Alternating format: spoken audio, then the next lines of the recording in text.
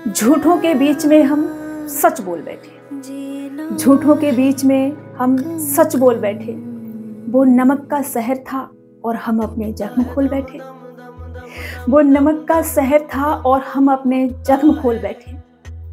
उन्होंने वादा जो किया था हमसे हमारे जख्मों पर मरहम लगाने का, उन्होंने वादा जो किया था हमसे हमारे जख्मों पर मरहम लगाने का, पर वो कमबख्त चुन चुन के मेरे जख्मों पर नमक लगा बैठे।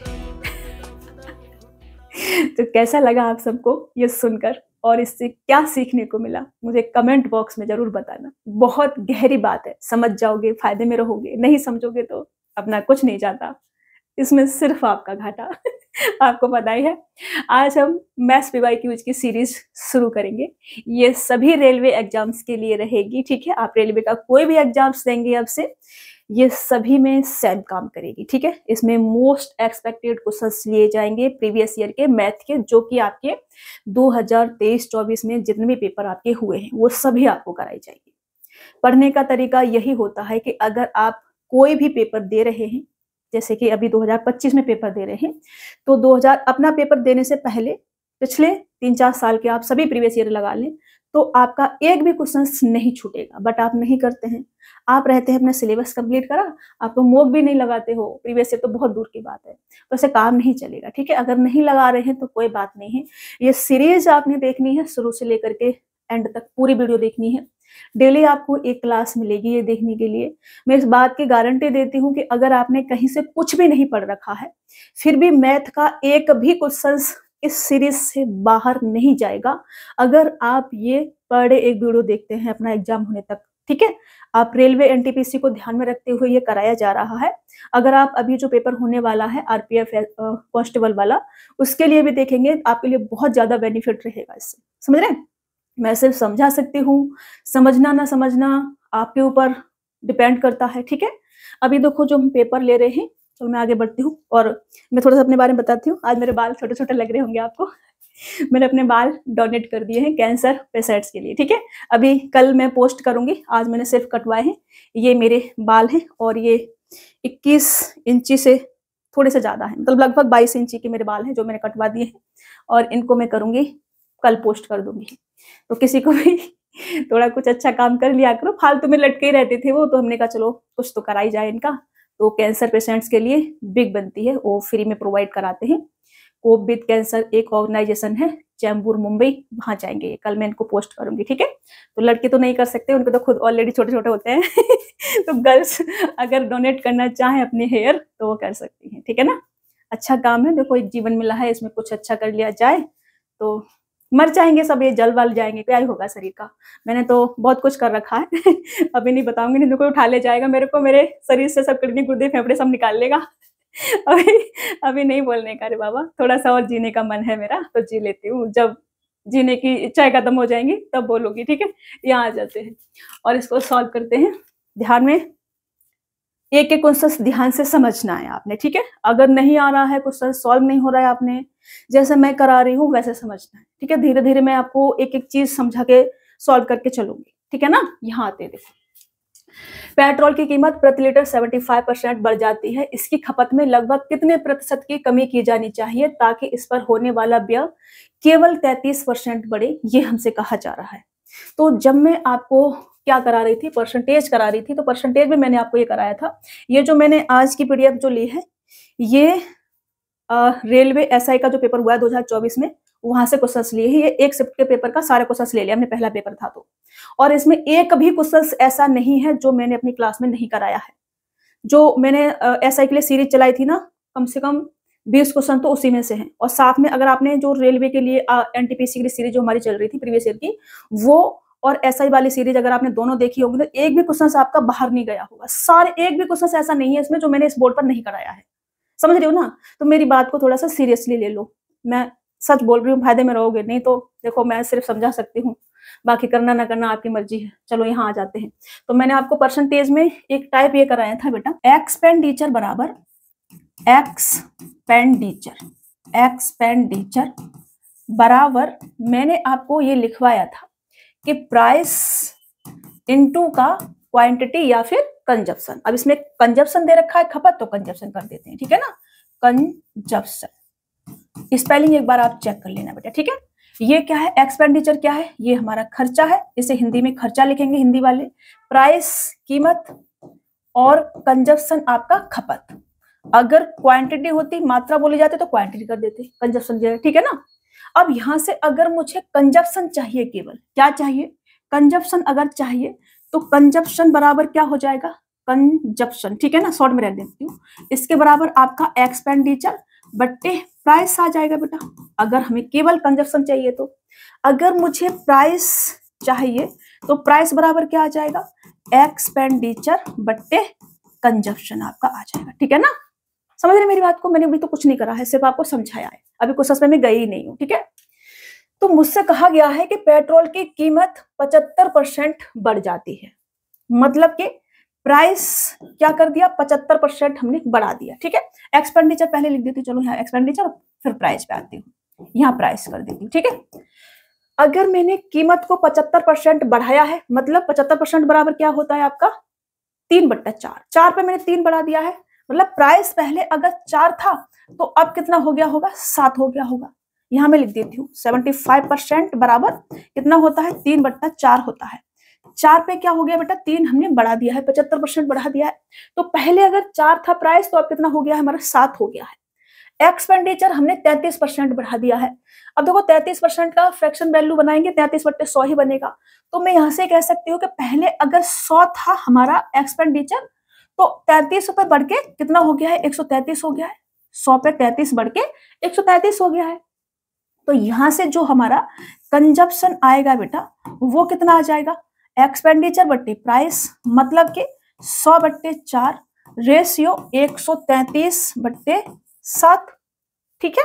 इससे सॉल्व करोगे तो ये कितना आ जाएगा, ये आ जाएगा आपका 25 रेशियो 7 और 7 ने 63। तो कंजप्शन आपका पहले 25 था, तो अब कितना हो गया है, 19 हो गया है। कितना कम हो गया है यहां से, तो आप कहेंगे कि 6 कम हो गया है। 6 किस पे कम हुआ है, 25 पर। तो 25 का ये 6 कितना परसेंट है, तो ये आ जाएगा आपका 24%। तो कंजप्शन जो है 24% कम हो जाएगा, और ये ऑप्शन ए आपका राइट आंसर हो जाएगा, ठीक है। ये मैंने आपको समझाया था, हर क्वेश्चन को मैं डिटेल में समझाते हुए चलूंगी। हम इस क्वेश्चन को सक्सेसिव इफेक्ट से भी कर सकते हैं, जो हम लगाते हैं ना, ऐसे देखो सक्सेसिव इफेक्ट क्या होता है, जो भी इफेक्ट आपका पड़ रहा है, ठीक है ना, इसके बराबर आपका ए प्लस का बी प्लस का ए बी बट्टे 100 आपका रहता है। प्लस माइनस का जो भी रहेगा वो हमें लगाना पड़ेगा, कम ज्यादा जो भी हो रहा है, ठीक है ना। तो यहां से मैं इसे हटाती हूँ, और देखो टोटल जो इफेक्ट पड़ रहा है हमारा एक्सपेंडिचर पर, वो 33% बढ़ रहा है। तो मैं यहाँ ये लिख सकती हूँ कि 33% जो बढ़ रहा है, इसके बराबर फाइनल रिजल्ट हमारा 33% आया है। कीमत में 75% की वृद्धि हुई, तो 75%। कंजप्शन में कितने परसेंट की कमी की जाए, ये हमसे कहा जा रहा है, पहले बोल दिया कमी की जाए, तो पहले से माइनस कर देते हैं। अब कमी की जाए हमसे बोला है, तो माइनस कर देते हैं, ठीक है ना। तो 75 माइनस का x मान लेते हैं, तो माइनस प्लस माइनस माइनस हो जाएगा, तो 75 इंटू का x बट्टे 100, ठीक है।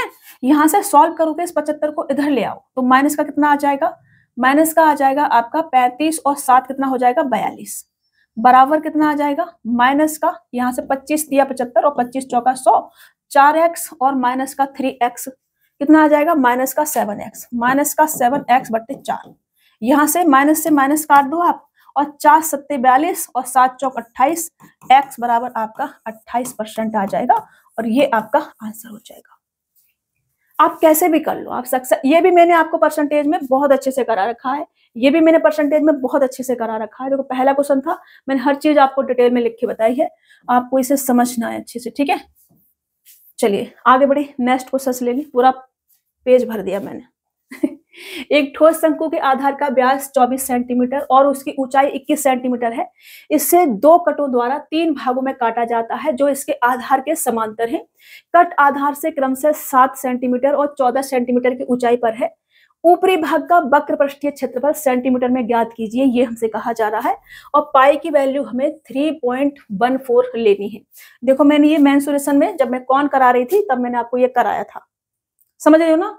एक भी क्वेश्चन मैंने आपको बोल दिया बाहर से नहीं आएगा, मतलब नहीं आएगा, मेरी बात को थोड़ा सीरियस ले लो सीरियसली। अभी देखो मैं एक शंकु बनाती हूँ, ये मैंने शंकु बनाया, ठीक है, ये हमारा क्या हो गया, शंकु कौन। अभी हमने इसको 2 बार कट लगाया है।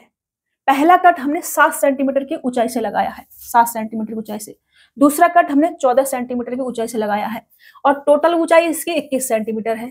रेडियस, व्यास इसका 24 सेंटीमीटर है। अब व्यास अगर 24 सेंटीमीटर है तो रेडियस कितनी आ जाएगी बेटा इसके बेस की, 12 सेंटीमीटर की आ जाएगी। रेडियस कितनी आ जाएगी, 12 सेंटीमीटर की आ जाएगी। टोटल हाइट हमको 21 सेंटीमीटर की दे रखी है, लेकिन हमने कट लगाया है इसमें, तो मान लो मैंने पहला कट 7 सेंटीमीटर की ऊंचाई से लगाया है, तो पहला कट यहाँ से और दूसरा कट यहाँ से लगा दिया है, ठीक है, क्योंकि 14 सेंटीमीटर ऊंचाई से लगाया है तो 7 7 7 बराबर बराबर से तो सेम ऊंचाई से कट लगाया है। तो मैंने पहला कट यहाँ से लगाया है ये, और ये है हमारा 7 सेंटीमीटर, ठीक है, हाइट। दूसरा कट मैंने 14 सेंटीमीटर की ऊंचाई से लगाया है, तो 7 ये है, 7 और ऊपर ले लूं तो दूसरा कट हमने यहाँ से लगा दिया है, ठीक है ना। तो ये वाली हाइट भी कितनी आ गई मेरे पास, 7 आ गई। ये 7, ये 7, तो ऊपर कितनी बची होगी बेटा, 7 ही बची होगी, क्योंकि टोटल जो हाइट हमारे पास 21 सेंटीमीटर है। यहाँ से लेकर यहाँ तक हमारे पास कितना है, 21 सेंटीमीटर की हाइट है बेटा हमारे पास में, समझ रहे हो। यहाँ से लेकर यहाँ तक हाइट कितनी है, 7 सेंटीमीटर की हाइट है हमारे पास में। तो जो रेशियो हमारा हाइट का होता है वही रेशियो हमारा रेडियस का होता है। मैंने आपको समझाया ये, ठीक है, जब मैं ये वाला पार्ट करा रही थी, कौन वाला, ये कट करने वाला, तब मैंने आपको ये सारी चीजें सिखाई है। मेंसुरेशन में जाएंगे आप, वहां अच्छे से देखेंगे, ठीक है, 3D फिगर में मैंने आपको ये समझाया है।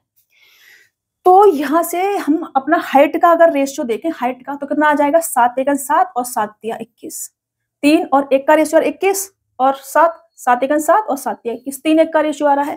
तो रेडियस का रेशियो भी 3 1 का रहेगा। मतलब यहाँ पर जो रेडियस रहेगी वो 1 होगी, और यहाँ पर जो रेडियस होगी वो 3 होगी, ठीक है। इसको हटा देती हूँ। यहाँ पर रेडियस का भी, रेडियस और हाइट का रेशियो सेम रहता है, ठीक है ना। हाइट का रेशियो अगर ये है तो रेडियस का भी रेशियो यही रहेगा।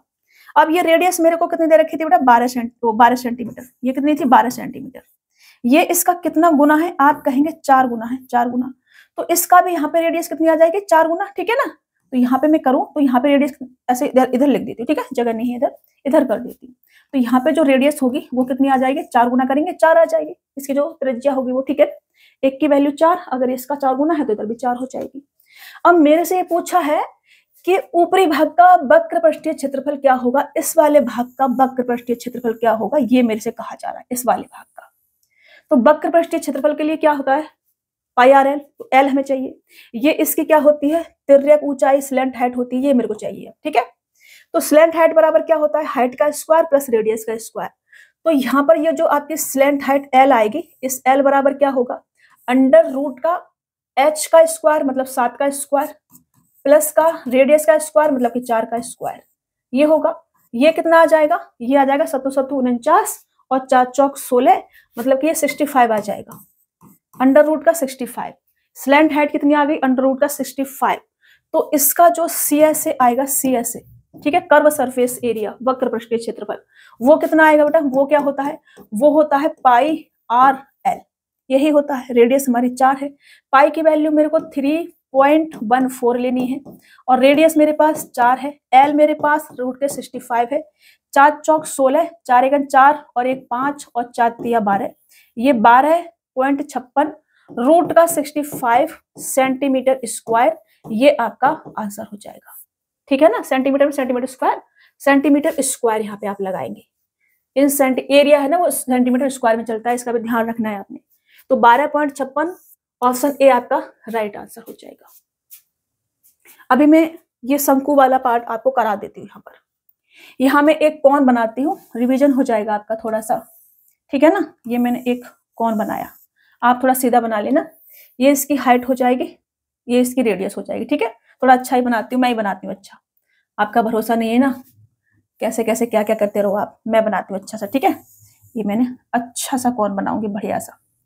ये मैंने एक कौन बनाया बेटा, ठीक है ना। अब देखो ये इसका जो बेस रहता है ना, वो एक सर्कल रहता है, तो सर्कल की रेडियस होगी, ये इसका सेंटर पॉइंट, और ये क्या हो जाएगी, इसकी रेडियस हो जाएगी। ये इसकी क्या हो जाएगी बेटा, हाइट हो जाएगी, हाइट। ये इसकी क्या हो जाएगी, स्लैंट हाइट हो जाएगी, स्लैंट हाइट। ये क्या हो जाएगी बेटा, इसकी स्लैंट हाइट हो जाएगी। अब इसमें जो इसकी स्लैंट हाइट होती है, एल क्या है बेटा, एल है इसकी स्लैंट हाइट, मतलब कि तिर्यक ऊंचाई, ठीक है। स्लैंट हाइट मतलब कि तिर्यक ऊंचाई, मैं एक एक चीज आपको ठीक से कराऊंगी, सारी चीजें आपको समझ में आएंगी अगर आपने कहीं से कुछ नहीं पढ़ रखा है फिर भी। तो L बराबर क्या होगा, स्लेंट हाइट होगी, और ये जो आपका L होता है, L स्क्वायर बराबर आपका क्या होता है, H का स्क्वायर प्लस R का स्क्वायर होता है। इसी को हम ऐसे भी लिख सकते हैं कि L बराबर अंडर रूट का H square plus R square, ऐसे लिख सकते हैं, ठीक है ना। इसके वॉल्यूम की अगर हम बात करें, किसकी, वॉल्यूम की, वॉल्यूम हिंदी में बोलते हैं इसे हम आयतन, ठीक है। वॉल्यूम क्या होता है, 1/3 पाई आर स्क्वायर एच। अगर मैं CSA की बात करूं, CSA की, तो वो होता है पाई आर एल। अगर मैं TSA की बात करूं तो TSA होता है CSA प्लस का एरिया ऑफ बेस। तो ये क्या हो जाएगा, पाई आर एल प्लस का पाई आर स्क्वायर। यहां से पाई आर आप बाहर ले लेंगे तो आपके पास क्या बचेगा, L प्लस का R। ये पाई आर ब्रैकेट में L प्लस का R आपका TSA आ जाता है। ये CSA है क्या, CSA है आपका curve surface area, curve surface area, ठीक है ना। कर्व सरफेस एरिया मतलब कि वक्र पृष्ठीय क्षेत्रफल, वक्र पृष्ठीय क्षेत्रफल, वक्र पृष्ठीय क्षेत्रफल, ठीक है ना, वक्र पृष्ठीय क्षेत्रफल। और ये जो आपका TSA है, वक्र पृष्ठीय क्षेत्रफल क्या होती है, जैसे एक शंकु है, इसको ऐसे ऐसे, जैसे ये मेरा पैर है, इधर ये ना बार बार ऐसे ऐसे करेंगे तो ये जो एरिया है ये इसका वक्र पृष्ठीय क्षेत्रफल हो जाएगा, ठीक है ना। ये TSA क्या होता है, TSA ये वाला पूरा एरिया भी और बेस का एरिया भी, समझ रहे हो, ये TSA होता है टोटल सरफेस एरिया। तो total surface area TSA, total surface area, total surface area, इसको बोलते हैं हम संपूर्ण पृष्ठीय क्षेत्रफल, संपूर्ण पृष्ठीय क्षेत्रफल इसको बोलते हैं, ठीक है। ये इतना फॉर्मूला आपको पता होना।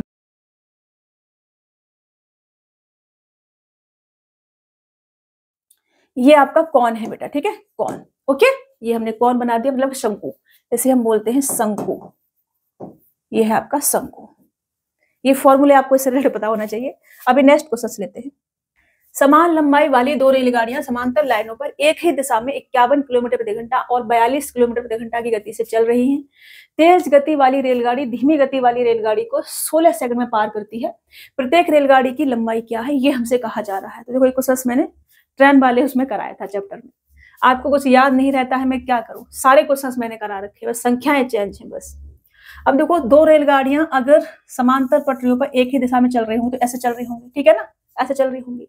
अब एक की चाल है 51 किलोमीटर प्रति घंटा, 51 किलोमीटर प्रति घंटा, और दूसरे की चाल है 42 किलोमीटर प्रति घंटा, और दोनों ही सेम लंबाई की हैं। इसकी लंबाई भी L है, इसकी लंबाई भी L है, समांतर पटरी पर चल रही है, समान लंबाई की ट्रेन चल रही है। तो मैंने आपको ये सिखाया था, चाहे ट्रेन एक ही दिशा में चले चाहे विपरीत दिशा में चले, वो हमेशा दोनों ट्रेनों की लंबाई को पार करेगी। जो ट्रेन तेज चल रही होगी वो, ठीक है, अपनी भी पार करेगी, साथ में जो धीमी ट्रेन चल रही है उसकी लंबाई को भी पार करेगी। तो हमसे कहा जा रहा है प्रत्येक रेलगाड़ी की लंबाई क्या है। तो यहाँ से जो अगर सेम डायरेक्शन में चल रही होती है तो यहाँ से जो इनकी रिलेटिव स्पीड आती है वो क्या जाती है, इनकी जो स्पीड आती है रिलेटिव वाली वो आएगी इनका डिफरेंस। तो 51 में से 42 आपका जाएगा, तो 8 और 1 9 किलोमीटर प्रति घंटा आपकी रिलेटिव स्पीड आ जाएगी, ठीक है ना, रिलेटिव स्पीड इनकी, समझ रहे हो ना, ये इनकी रिलेटिव स्पीड, सापेक्ष चाल इसको बोलते हैं, सापेक्ष चाल, सापेक्ष चाल। देखो इतना डिटेल में कौन बताता है। अब मेरे से पूछा है लंबाई, तो मैं यहां से कहूंगी कि 2L लंबाई इन्होंने चली होगी। लंबाई बराबर क्या होता है, चाल इंटू का टाइम, ठीक है। तो चाल क्या है 9। अब देखो किलोमीटर प्रति घंटा है, मुझे मीटर प्रति सेकंड में चेंज करना पड़ेगा, हाथ लग गया मेरा, मुझे मीटर प्रति सेकंड में चेंज करना पड़ेगा क्योंकि मीटर में लंबाई है और सेकंड में टाइम है। तो 9 किलोमीटर प्रति घंटा को मीटर प्रति सेकंड में चेंज करने के लिए मुझे गुणा करना पड़ेगा 5/18 से। टाइम कितना है 16 सेकंड का। ये मेरे लंबाई आ जाएगी, दोनों की लंबाई 2L, क्योंकि तेज गति से जो रेलगाड़ी चल रही होगी उसने अपनी लंबाई के साथ साथ धीमी गति से चलने वाली रेलगाड़ी की लंबाई को भी पार किया होगा। तो यहां से हम इसे सॉल्व करेंगे। 9 दूनी 18 और 2 8 16 और 8 5 40। अब 2L बराबर 40 है तो L बराबर कितना आ जाएगा 20 मीटर। ये आपका आंसर हो जाएगा 20 मीटर। ऑप्शन बी क्या होगा आपका राइट आंसर हो जाएगा। मतलब प्रत्येक जो ट्रेन होगी वो कितनी होगी, 20 मीटर लंबी होगी। अगर आपको ये सारी चीजें बेसिक आपका पहले से अच्छा होता तो आपका क्वेश्चन सिर्फ इतना सा था। ये सब चीजें क्या है हमने आपको समझाई है, ठीक है ना। चलिए, ये पता है ना आपको, इधर लिख लो। अगर हम मीटर प्रति सेकंड से किलोमीटर प्रति घंटा में चेंज करेंगे तो हमें 18/5 से गुणा करना होगा, ठीक है, मल्टीपल करना होगा। और अगर हम किलोमीटर प्रति घंटा से मीटर प्रति सेकंड में चेंज करते हैं तो हमें 5/18 से गुणा करना होता है। ये किलोमीटर प्रति घंटा था, हमें मीटर प्रति सेकंड में चेंज करना था, तो 5/18 से हमने इधर गुणा करा है, ठीक है ना, ये समझ लेना। चलिए नेक्स्ट क्वेश्चन। 16 पुस्तकों का विक्रय मूल्य 12 पुस्तकों के क्रय मूल्य के बराबर है, लाभ या हानि प्रतिशत क्या हुआ है, ये हमसे कहा जा रहा है। 16 पुस्तकों का विक्रय मूल्य मतलब कि एसपी बराबर 12 पुस्तकों का क्रय मूल्य मतलब कि सीपी के बराबर है।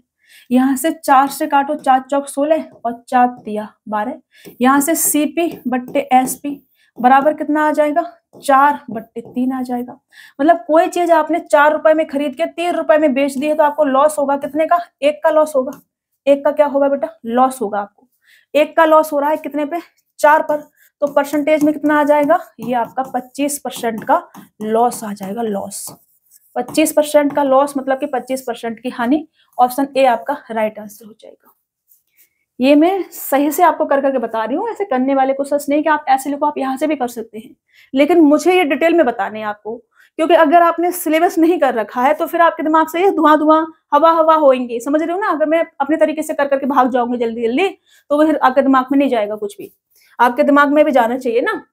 कराने का मतलब क्या है, जब तक बच्चों को समझ में नहीं आ रहा है स्टूडेंट को, तो फिर वो कराने का कोई मतलब नहीं बनता उसका। तो आपको हर चीज समझ में आनी चाहिए। दिया गया है कि 40 की पावर 0.11 बराबर x है और 40 की पावर 0.1 बराबर y है, और z x की पावर z बराबर y² है, तो z का अनुमानित मान क्या होगा, ये हमसे कहा जा रहा है। देखो ये हमको दिया गया है कि 40 की पावर 0.11 बराबर x, या x बराबर लिख देती हूँ यहाँ से, ठीक है, x बराबर 40 की पावर 0.11, ठीक है, और y बराबर 40 की पावर 0.1 है, ऐसा हमसे कहा गया है, ऐसा ही कहा गया है, ठीक है ना। ये 40 की पावर, इसको थोड़ा अच्छा लिख देती हूँ, 40 की पावर 0.1 अभी, ठीक है। साथ में हमसे ये भी कह रहे हैं कि x की पावर z बराबर y² है, ये हमसे कहा गया है। तो हमारा क्वेश्चन क्या होगा, x की पावर z बराबर y², ये हमसे कहा जा रहा है। तो x बराबर क्या है, 40 की पावर 0.11 की पावर में यहाँ पे z कर दो, बराबर y बराबर कितना दे रखा है मेरे को, 40 की पावर 0.1 की पावर में y² है, तो यहाँ y² कर देती हूँ। ऐसे कर सकती हूँ ना, कोई प्रॉब्लम, आप कहेंगे नहीं। तो यहां से मेरा ये कितना आ जाएगा, सॉल्व करूंगी तो 40 की पावर 0.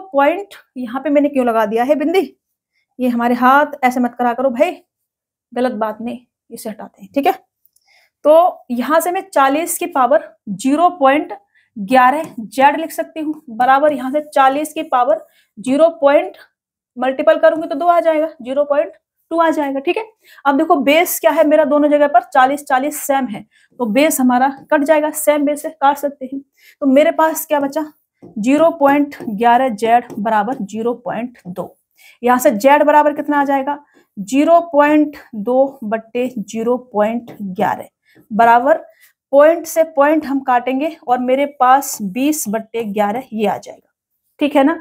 20/11 को अगर मैं सॉल्व करती हूँ तो 11 एकन 11 9 बचेगा, मतलब 11 8 88, 1.8 के समथिंग आएगा, और ऑप्शन सी आपका राइट आंसर हो जाएगा।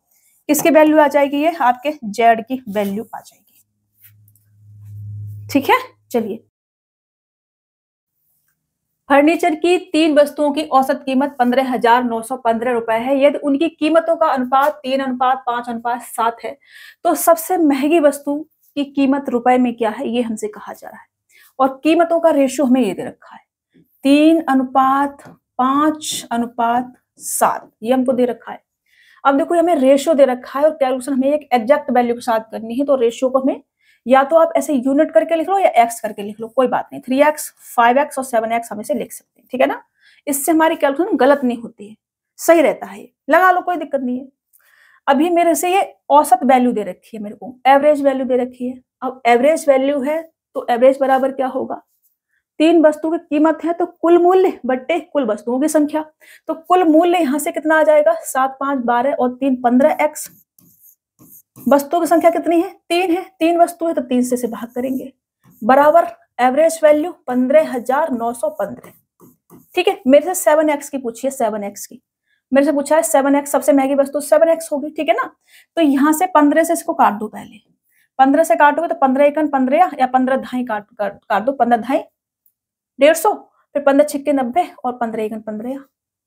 यहां से 3 को इधर ले जाएंगे तो x बराबर मेरे पास 3 एकन 3 और 3 छक 18, एक आ जाएगा, 3 एकन 3 ही आ जाएगा। तो 7x बराबर कितना आ जाएगा, 7x 7 दिया 21, लास्ट में 1 आएगा आपका, और लास्ट में एक ही में दे रखा है, ऑप्शन ए आपका राइट आंसर हो जाएगा। 7 या 21, कैरी लेंगे 2, 8 7 56 और 2 58, कैरी लेंगे 5, 7 5 12 के 2, कैरी लेंगे 1, 7 या 21 और 1 कितना होगा 22। ये आपका आंसर हो जाएगा 22,281। सबसे महंगी वस्तु की कीमत आपकी आ जाएगी। ठीक है, चलिए, यदि 76 और 38 का तृतीयानुपाती x है तो x का मान कितना होगा। अब देखो, जब मैं आपको प्रोपोर्शनल सिखा रही थी, ये रेशियो में आपको सिखाया था प्रोपोर्शनल, ठीक है, तो मैंने आपको उसमें ये सिखाया था, मीन प्रोपोर्शनल भी सिखाया था, थर्ड प्रोपोर्शनल भी सिखाया था, फोर्थ प्रोपोर्शनल भी सिखाया था। मैं आपको एक बार फिर से सिखा रही हूँ। तो मीन प्रोपोर्शनल मतलब मध्य अनुपाती, लिख लो एक बार, ठीक है, ए बी का मीन प्रोपोर्शनल बराबर क्या होता है, अंडर रूट का ए बी। ठीक है, ए बी का, अरे सही से बताओ भाई क्या है ये, ए बी का थर्ड प्रोपोर्शनल, ए बी का थर्ड प्रोपोर्शनल बराबर क्या होता है भाई, ये होता है आपका बी स्क्वायर बट्टे ए बी का फोर्थ, ए बी सी, जब फोर्थ पूछा जाएगा तो 3 संख्या दे रखी होंगी, ए बी सी का फोर्थ प्रोपोर्शनल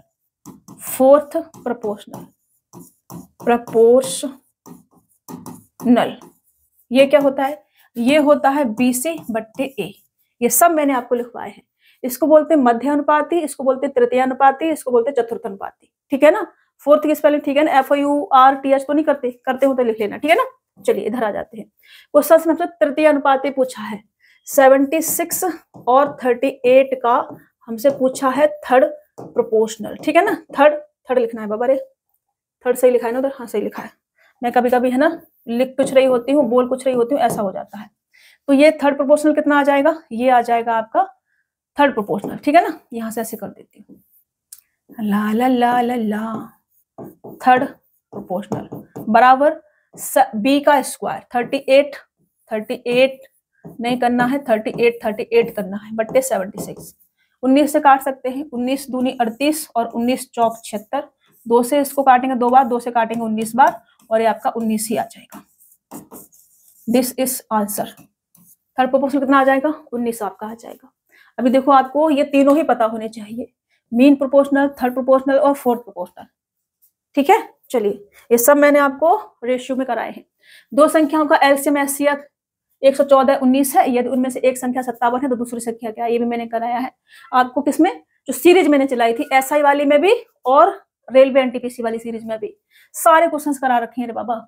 ये मैंने आपको लिखवाया भी था कि एलसीएम इंटू एचसीएफ बराबर 114 इंटू का 114, अरे बाबा रे 114 है, एलसीएम इंटू एचसीएफ बराबर पहली संख्या और दूसरी संख्या पहले लिख देती हूँ, पहली संख्या इंटू दूसरी संख्या। ठीक है, अब लिखती हूँ मैं। तो एलसीएम और एचसीएफ कितना है भाई, ये है 114 इंटू का 19, उनमें से एक संख्या 57 है, दूसरी संख्या को हम दूसरी संख्या ही लिख लेते हैं। ठीक है ना, दूसरी संख्या आपसे पूछी है तो 19 तिया 57 और इस 3 से इसको काटोगे, 3 त्रिका 9 और 3 24, तो ये जो सेकंड वाली संख्या ये कितनी आ जाएगी, 38 आ जाएगी और ये आपका क्या हो जाएगा, आंसर हो जाएगा 38। ऑप्शन बी आपका राइट आंसर हो जाएगा। ये मैंने आपको सारे क्वेश्चंस करा रखे हैं। यहाँ आते हैं, निम्नलिखित का मान क्या होगा। अब देखो यहाँ 7 बेस दे रखा है, यहाँ 14 है केवल, तो कोई दिक्कत नहीं, बना लेते हैं। इसको 14 बनाने के लिए ऊपर नीचे 2 से गुणा कर लेते हैं, तो ये कितना आ जाएगा, ये आ जाएगा आपका 2/14।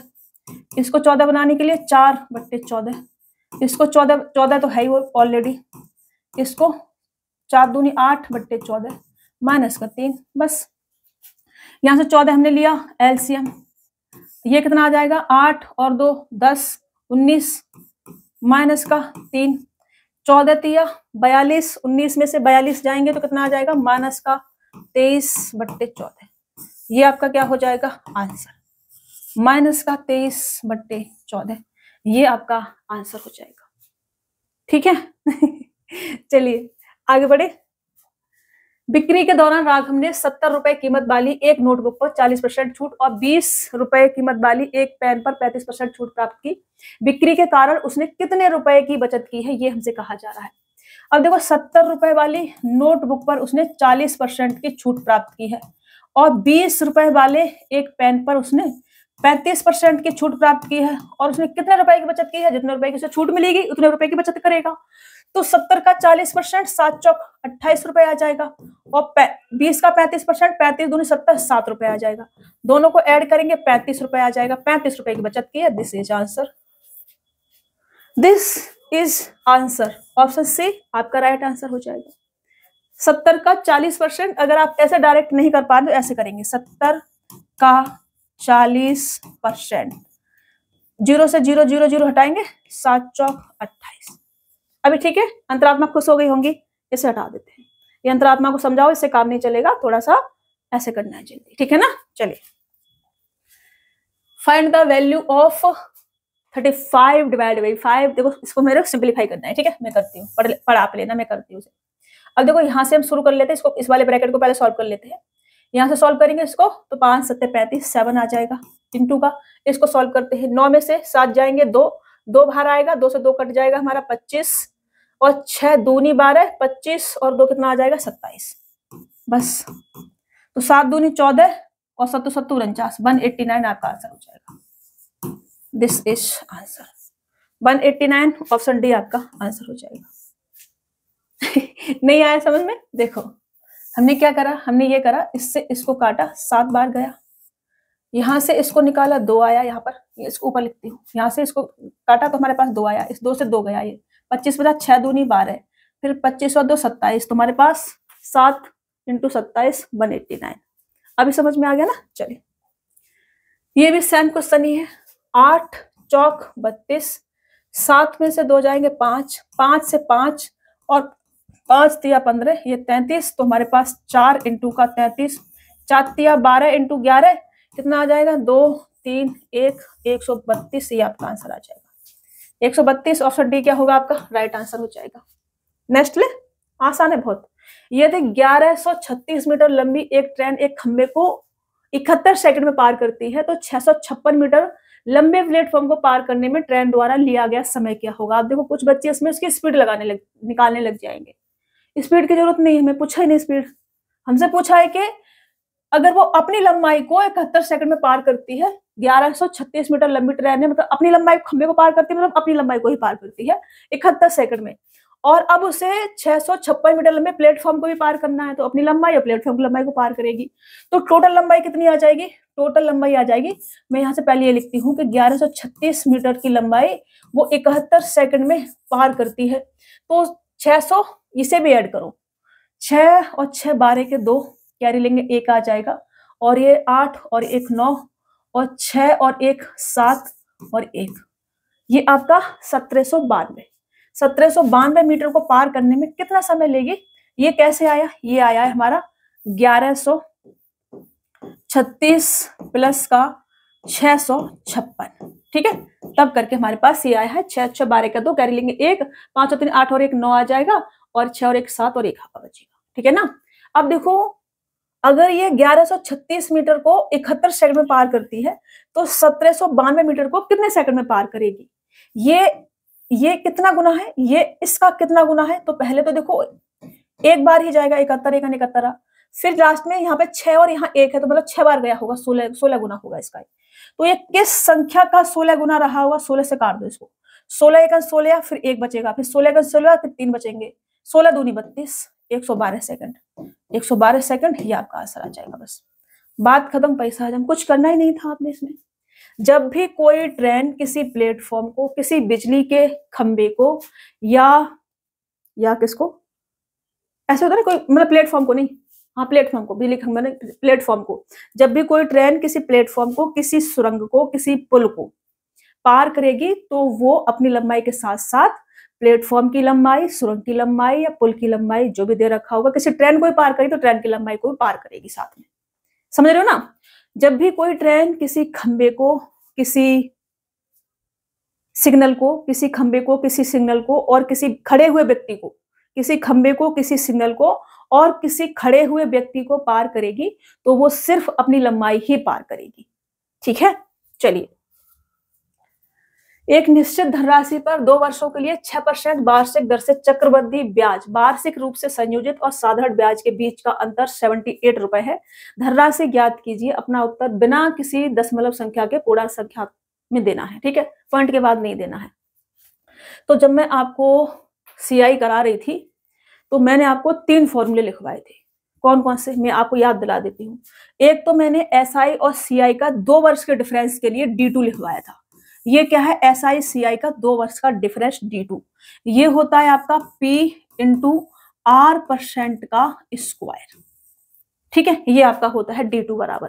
इससे हम सॉल्व करेंगे तो ये हम ऐसे भी लिख सकते हैं P इंटू का R स्क्वायर बट्टे 10,000। हम इसे ऐसे भी लिख सकते हैं। ठीक है ना? अभी 3 वर्ष का डिफरेंस, एसआई और सीआई का 3 वर्ष का डिफरेंस अगर पूछा जाएगा तो उसे हम बोलते हैं D3। D3 3 वर्ष के डिफरेंस के लिए वो होता है आपका 3D2 प्लस D2 का R%।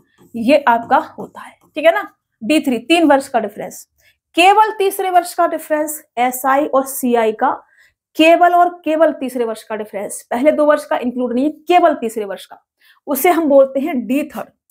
उसे हम बोलते हैं D3, केवल तीसरे वर्ष का डिफरेंस। ये होता है आपका 2D2 प्लस D2 का R%। ये तीनों फॉर्मूले आपको रटे होने चाहिए, बिल्कुल। ठीक है, अब हम यहां आते हैं।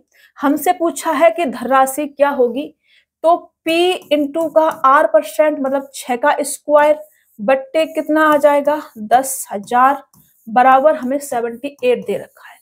तो यहां से P बराबर कितना आ जाएगा 78,000 बट्टे 6 का स्क्वायर करेंगे तो 36। ठीक है ना? ये आ जाएगा। अब इसे जब हम सॉल्व करेंगे तो हमें प्राप्त होगा 21,666। पॉइंट के बाद भी 6 चल रहा होगा तो ऑप्शन सी आपका राइट आंसर आ जाएगा। This is your answer. ये आपका 2 वर्ष का एसआईसीआई का डिफरेंस।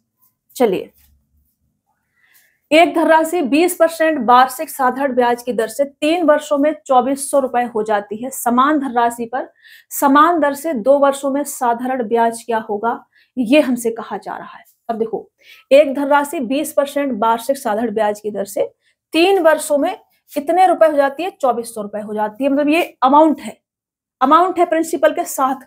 तो जब हम साधारण ब्याज की बात करते हैं तो अमाउंट बराबर क्या होता है बेटा, प्रिंसिपल प्लस का साधारण ब्याज। समझ रहे हो? और साधारण ब्याज क्या होता है, रेट ऑफ इंटरेस्ट इनटू का टाइम। तो प्रिंसिपल अपने आप में 100% रहा होगा, ब्याज कितना ऐड हुआ होगा 20%। हर साल लगता है तो 3 साल में 20 या 60% ब्याज मिला होगा।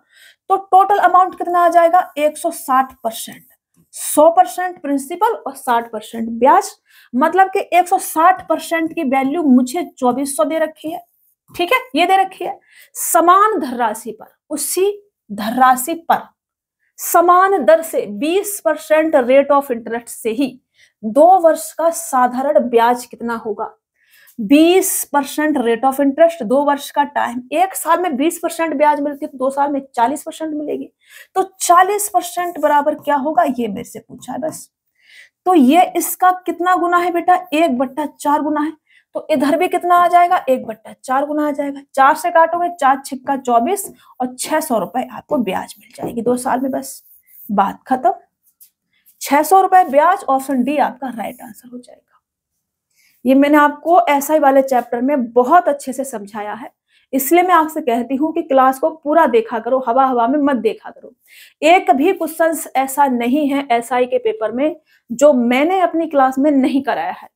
अब आप लोग मेरी बात को सीरियसली नहीं लेते हैं तो मैं क्या करूँ उसमें। लोन लेने लग जाओगे, कुछ टाइम रुकना पड़ेगा आपको, एक टाइम बहुत बड़ी बात हो जाएगी ये, बट फिर भी मैं बोलूंगी कि एक टाइम ऐसा आएगा अपना कि बच्चों को मुझसे पढ़ना ही पड़ेगा। यूट्यूब की दुनिया में उनको मुझसे पढ़ना ही पड़ेगा सिलेक्शन के लिए। ज्यादा बड़ी बात हो जाएगी, इसे पता नहीं आप लोग किस में ले जाएंगे, लेकिन हाँ करना पड़ेगा। मैं जितनी ईमानदारी से काम कर रही हूँ ना, वो करना पड़ेगा बच्चों को। एक वर्ष के पहले 3 महीनों में मानव की औसत मासिक आय 7,000 नहीं 76,000 है बाबा। एक वर्ष के पहले 3 महीनों में मानव की औसत मासिक आय 76,096 थी। अप्रैल में उसकी आय पहले 3 महीनों की औसत आय से 75% अधिक थी। यदि पूरे वर्ष में उसकी औसत मासिक आय 94,660 रुपए है तो मई से दिसंबर तक मानव की औसत मासिक आय क्या होगी, ये हमसे कहा जा रहा है। देखो पहले 3 महीने मतलब जनवरी, फरवरी और मार्च, तो 3 महीने के लिए पेन आ जाओ भाई। 3 महीने के लिए जो औसत मासिक आय है वो है आपकी 76096, ठीक है ना। एक महीने अप्रैल माह की, ठीक है ना, अप्रैल यहां मैं लिख देती हूँ, अप्रैल शॉर्ट में रहने देती हूँ, ठीक है, इसको मैं 1 मंथ। अप्रैल माह में जो आय है वो पहले 3 महीनों की औसत आय से 75% अधिक है। मतलब पहले 3 महीने की आय ये है मेरे पास 76,096, इससे 75% अधिक है, मतलब कि इसका 175% है, ठीक है ना, ये कर सकते हैं हम। अब बाकी 4 महीने हो गए तो 8 महीने बचेंगे, ठीक है ना। तो 8 महीने की औसत मासिक आय क्या होगी ये हमसे कहा जा रहा है, और टोटल 12 महीने की जो औसत मासिक आय है वो हमको 94,660 रुपए दे रखी है, ठीक है ना, ये दे रखी है।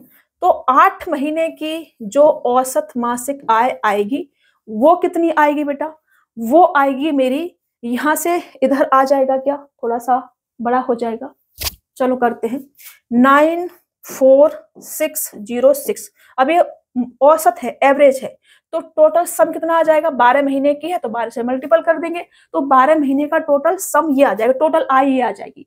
इन 12 महीने की आय में से अगर मैं पहले 4 महीने की आय माइनस कर दूं तो मेरे पास 8 महीने की आय आ जाएगी, ठीक है ना। यहां से अगर मैं माइनस कर दूं कितना, पहले 3 महीने की औसत कितना है 76096, एवरेज है ये, तो टोटल कितना आ जाएगा 3 महीने का, 3 से मल्टीपल कर देती हूं मैं, प्लस 1 महीने का कितना है 76096 का 175%। इसको इसमें से अगर मैं इसको माइनस कर दूं और माइनस करने के बाद 8 महीने का सम आएगा टोटल, मुझे एवरेज चाहिए, एवरेज। तो एवरेज के लिए मैं भाग कर देती हूँ 8 से, तो मेरे पास 8 महीने की औसत मासिक आय आ जाएगी, ठीक है ना। हमसे कहा जा रहा है तो मई से दिसंबर तक, मई से दिसंबर तक मतलब 8 महीने बचेंगे, 4 महीने का हो गया, तो 8 महीने यहां मैं लिख देती हूँ मई से लेकर के दिसंबर तक। दिसंबर ऐसे लिखते हैं ना, दिसंबर, ठीक है, तो दिसंबर तक, मई से लेकर के दिसंबर तक 8 महीने आपके बनते हैं, तो ये आपका आंसर होगा। आंसर होगा, सॉल्व करेंगे, ये वाला आंसर आएगा आपका 96,808 रुपए, ठीक है, ये आपका आंसर आएगा, इसे आप सॉल्व करेंगे। कैलकुलेशन और कुछ नहीं है। चलिए सेम क्वेश्चन है ये भी। एक वर्ष के पहले 3 महीनों में ललित की औसत मासिक आय 22,272 रुपए थी। अप्रैल में उसकी आय पहले 3 महीनों की औसत आय से 75% अधिक थी। यदि पूरे वर्ष में उसकी औसत मासिक आय 84,460 रुपए है तो मई से दिसंबर तक ललित की औसत मासिक आय क्या होगी। सेम क्वेश्चन है, बिल्कुल बस डेटा चेंज कर दिया इन्होंने, ठीक है। मैं फ्रेम बना के दे देती हूँ आपको। तो पूरे 12 महीने की मेरे पास 84,460 रुपए है। पूरे 12 महीने की औसत मासिक आय, तो सब 12 से मल्टीपल कर देंगे। इसमें से माइनस कर दो पहले 4 महीने की, पहले 3 महीने की कितनी है बेटा 22,272। ये 3 महीने का औसत है, तो सम कितना आ जाएगा 3 से मल्टीपल कर देते हैं, प्लस अप्रैल माह की क्या होगी, इससे 75% अधिक है, इससे 75% अधिक है, मतलब कि 22,272 का 175%। ठीक है ना। ये अब ये सम आएगा बाकी के 8 महीने का, मई से लेकर के दिसंबर तक का सम आएगा। अब मई से लेकर दिसंबर तक महीने कितने बनेंगे, 8 महीने बनेंगे। तो 8 से इसे क्या कर दो, भाग कर दो। 8 से जब आप भाग करेंगे तो आपके पास प्राप्त होगा 11, 34 और 66। ऑप्शन बी आपका राइट आंसर हो जाएगा। ठीक है, आप चेक कर लेना एक बार और इसको। आगे बढ़े, ये आपका सिर्फ कैलकुलेशन और कुछ नहीं है इसमें। नेक्स्ट क्वेश्चन लेते हैं। 147 का स्क्वायर का मान ज्ञात कीजिए। अब देखो मैंने आपको स्क्वायर करना सिखाया है, अभी तो मैंने नंबर सिस्टम नहीं पढ़ाया है, लेकिन शुरू में बहुत पहले पढ़ाया था मत देखना उसे, अभी मैं कराऊंगी तब देखना, ठीक है। तो तब मैंने आपको सिखाया था, बीच बीच में मैं सिखाती रहती स्क्वायर करना। एक ही, बहुत सारी ट्रिक याद नहीं करनी, सिर्फ एक याद करनी है जो सभी में लगे। जो तरीका मैं आपको बताऊंगा वो सभी में लगेगा। अब देखो मुझे 147 का स्क्वायर करना है, तो 147 का स्क्वायर करने के लिए आपको सबसे पहले 7 का स्क्वायर कर लो। 7 का स्क्वायर कितना आ जाएगा, 49। फिर 14 का स्क्वायर करो, कितना आ जाएगा, 196 होता है तो 196। फिर 14 का 7 में मल्टीपल करो, 14 सत्ते 98। फिर 98 का 2 के साथ मल्टीपल करो, 98 दूनी कितना होगा, 9 दूनी 18, 8 दूनी 16, 196। तो 196 को एक छोड़ के ऐड कर दो, 196। ये 196 कहां से आया है ये भी तो पता होना चाहिए ना। ये 14 इंटू के 7 इंटू के 2, 14 इंटू 14, 7 दूनी 14 और 14 का स्क्वायर 196, ऐसे भी कर सकते हैं। ठीक है जी। अब यहां से आप क्या करेंगे, इसको ऐड करेंगे। ऐड करेंगे तो 9 का 9 आ जाएगा लास्ट में, और 10 का 0 कैरी लेंगे 1 आ जाएगा, 16 का 6 कैरी लेंगे 1 आ जाएगा, 11 का 1 कैरी लेंगे 1 आ जाएगा, और ये आपका आंसर हो जाएगा 21,609। ऑप्शन ए आपका राइट आंसर होगा। और ये सभी में लगेगा, सभी में, किसी का भी कर लो आप, किसी का भी, सभी में लगेगा। सिर्फ एक ट्रिक याद रखनी है आपने और सभी में अप्लाई करना है उसे। चलिए, निम्नलिखित को एक साधारण भिन्न के रूप में व्यक्त कीजिए।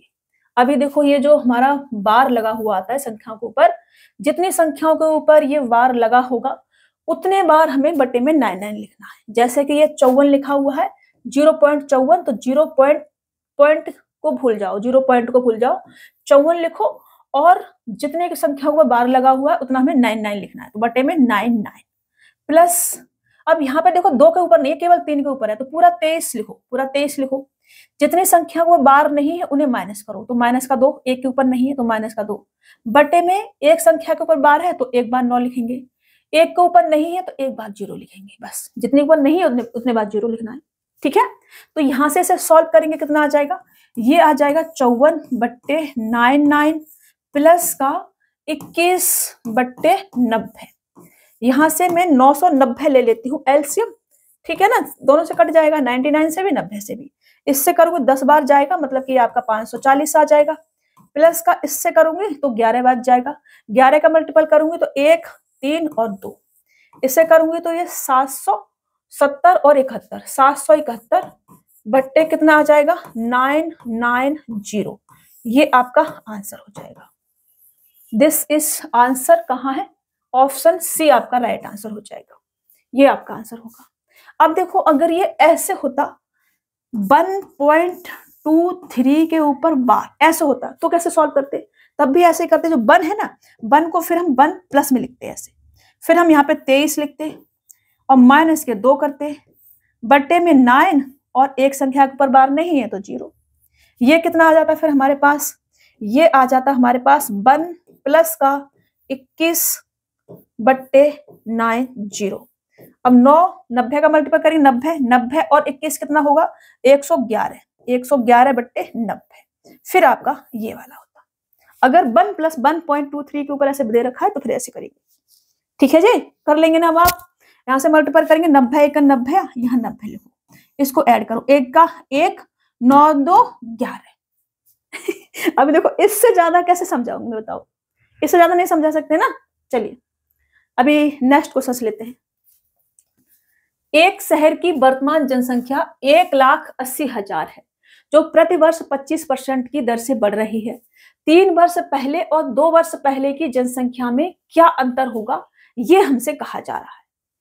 तो अभी देखो, मान के चलो 3 वर्ष पहले जनसंख्या 10,000 थी, तो 1 वर्ष में जनसंख्या बढ़ के कुछ हुई होगी, कुछ परसेंट की दर से, मान लो, कुछ भी मान लो अपने हिसाब से, ठीक है। फिर नेक्स्ट ईयर जो जनसंख्या बढ़ेगी वो 1 साल में जितना बढ़ के आ गई है दूसरे साल में, उस पर बढ़ेगी, तो वो क्या हो जाएगा, सीआई पे सीआई, सीआई पे सीआई वाला तरीका, समझ रहे हो ना। सीआई पे क्या होता है, आपने 100 रुपए किसी से उधार ली है, 1 साल के लिए 10% की ब्याज से 110 रुपए हो गए, अगले साल के लिए 110 रुपए पे ब्याज मिलेगा आपको। ऐसा ही इसमें होता है। मान लो 3 साल पहले शहर की जनसंख्या 100 थी, 10% की दर से बढ़ रही है, 1 साल बाद 110 हो जाएगी, फिर दूसरे साल के लिए 110 पे बढ़ेगी, तीसरे साल के लिए फिर ब्याज लग करके नेक्स्ट पे बढ़ेगी, ऐसे चलता है मामला, समझ रहे हैं। तो यहाँ पर लगेगा अपना सीआई वाला तरीका। अब 25% बराबर होता कितना है बेटा, 25% बराबर होता है आपका 1/4। कितना होता है, 1/4 होता है। तो मैं पहले 3 साल की बात करूं, कितने की बेटा, पहले 3 साल की, ठीक है, पहले 3 साल की। तो एक साल में मैं ये कह सकती हूँ कि 4 से 5 होती है एक साल में, ठीक है ना, एक साल में 4 से 5, तो 4 पर 1 बढ़ती है, एक साल में 4 से 5 होती होगी जनसंख्या। तो 3 साल में कितनी होगी बेटा, 3 साल में 4 का क्यू से 5 का क्यू हो जाएगी, समझ रहे ना। जितना गुना टाइम उतना गुना पावर। मैं यहां से हटा करके इसको यहीं पे लिखती हूँ, इधर लिखती हूँ साइड में, इधर लिखती हूँ रे बाबा। एक साल में 4 से 5 होगी एक साल में, ठीक है, यहाँ पर 1 ईयर। एक साल में 4 से 5, तो 3 साल में कितनी होगी बेटा, जितना गुना टाइम उतनी पावर, टाइम 3 गुना तो पावर 3, 4 का क्यूब से 5 का क्यूब होगी। 2 साल में कितनी होगी, 2 साल का दे रखा है मेरे को यहाँ, 2 वर्ष पहले, 2 साल में कितनी होगी, अब टाइम 1 से 2, 2 गुना तो पावर 2, मतलब 4 का स्क्वायर से 5 का स्क्वायर, ये होगी, समझ रहे। तो मैं आपसे ये कहूं कि प्रेजेंट में अगर इतनी है, अगर मैं 3 साल पहले जाऊं तो 4 का क्यू 64, ठीक है ना, 4 का क्यू कितना आ जाएगा 64, 5 का क्यू 125 आ जाएगा। 3 साल पहले, 3 साल पहले अगर जनसंख्या 64 थी तो प्रेजेंट में 125 है, ये प्रेजेंट वाली आ जाएगी, ठीक है, प्रेजेंट। 2 साल की अगर मैं बात करूं तो 4 का स्क्वायर से 5 का स्क्वायर, मतलब कि 4 चौक 16 से 5 25 हुई है प्रेजेंट में। ये किसका है बेटा, ये 2 साल का है, 2 साल पहले।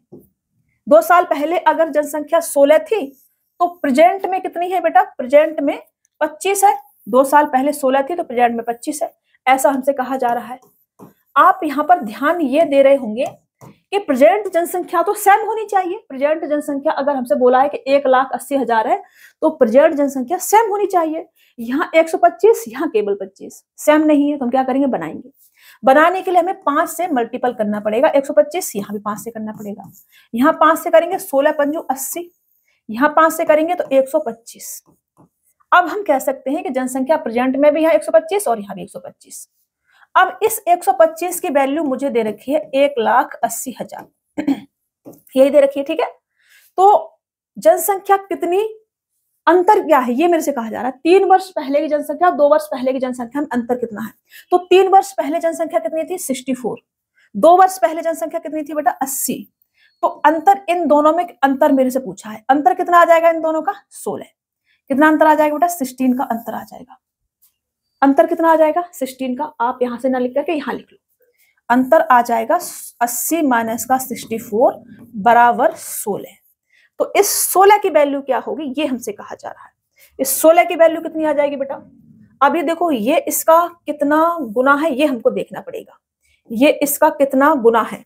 तो 25 से काटूं अगर मैं इसको तो 25 इधर ले लेती हूँ, 25 पंजे और 25 सत्ते और 25 दूनी 50, फिर 5 से 5 अगन 5, 2 बचेगा, 5 चौक 20, 5 चौक 20, ये आपका 1440, 1440 मल्टीपल करूंगी इधर तो 0 और 14 चौका 64, 40 कहीं आ रहा है, एक ही में आ रहा है, ये ऑप्शन ए आपका राइट आंसर आ जाएगा। कितना था ये 1440 गुना, 1440 गुना था ये इसका। तो इधर भी कितना हो जाएगा बेटा, इधर भी इसका इंटू का 1440 गुना हो जाएगा और ये आपका कितना आ जाएगा 23,040 आ जाएगा, ठीक है। ये आपका आंसर हो जाएगा, ये होगा आपका आंसर। समझ पा रहे हैं? अगर समझ में नहीं आया है तो क्या करना है, टेलीग्राम डाउट ग्रुप में जाना है, स्क्रीनशॉट लेना है, वहां भेजना है, मैं आपको समझा दूंगी। केतन ने 171 कुर्सियां बेची और उसे 95 कुर्सियों के विक्रय मूल्य के बराबर लाभ हुआ। उसका लाभ प्रतिशत क्या है, ये हमसे कहा जा रहा है।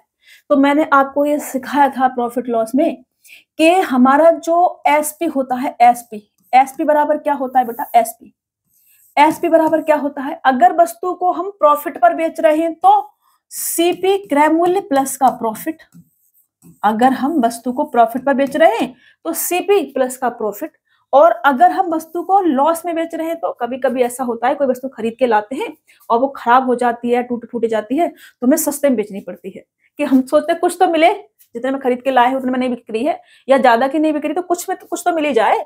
तो अगर हम लॉस में बेच रहे हैं तो सीपी माइनस का लॉस, ये हमारा क्या होता है, एसपी बराबर होता है।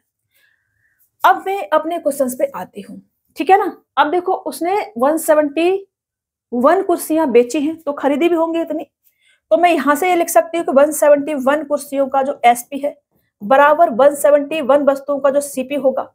अब इस पे क्या हो रहा है, 95 कुर्सियों के विक्रय मूल्य का लाभ हो रहा है, तो इतनी वस्तु के एसपी बराबर इतनी वस्तु का सीपी प्लस का प्रॉफिट कितना आ जाएगा, 95 वस्तुओं के विक्रय मूल्य के बराबर लाभ हो रहा है, तो एसपी 95 वस्तुओं का एसपी। तरीका समझना है आपने। अब ये 95 इधर आएगा तो मेरे पास 171 सीपी बराबर कितना आ जाएगा, इस तरह इधर आके माइनस का हो जाएगा ये, तो 5 और 71 76 एसपी आ जाएगा। ये यहां से हम क्या कर सकते हैं, यहां से सीपी बट्टे एसपी बराबर 76 बट्टे 171। अब हम यहां से ये कह सकते हैं कि 76 रुपए में अगर हमने कोई वस्तु खरीदी है तो उसे हमने 171 रुपए में बेच दिया है, तो लाभ कितने का हुआ बेटा, हमको लाभ होगा मुझे 24 और 1 25 और 70 95 प्लस के 95 का मुझे लाभ होगा प्रॉफिट, किस पर, 76 पर, 76 पर। तो 76 का 95 कितना परसेंट है, यही हमसे पूछा है। 4 से काट सकते हैं, 4 एकन 4, 4 नेम 36, 4 से काट सकते हैं 25 बार, और इस 19 से 19 पंजू 95 और 25 पंजे 125% का प्रॉफिट हो जाएगा, और ये आपका आंसर हो जाएगा 125%। ऑप्शन डी आपका राइट आंसर होगा। तरीके समझने हैं आपने, रटना नहीं है, ठीक है। चलिए, लोहे के ठोस गोलार्ध को पिघलाकर 9 सेंटीमीटर व्यास और 42 सेंटीमीटर ऊंचाई वाले एक लंबवृत्तीय बेलन के आकार में ढाला जाता है।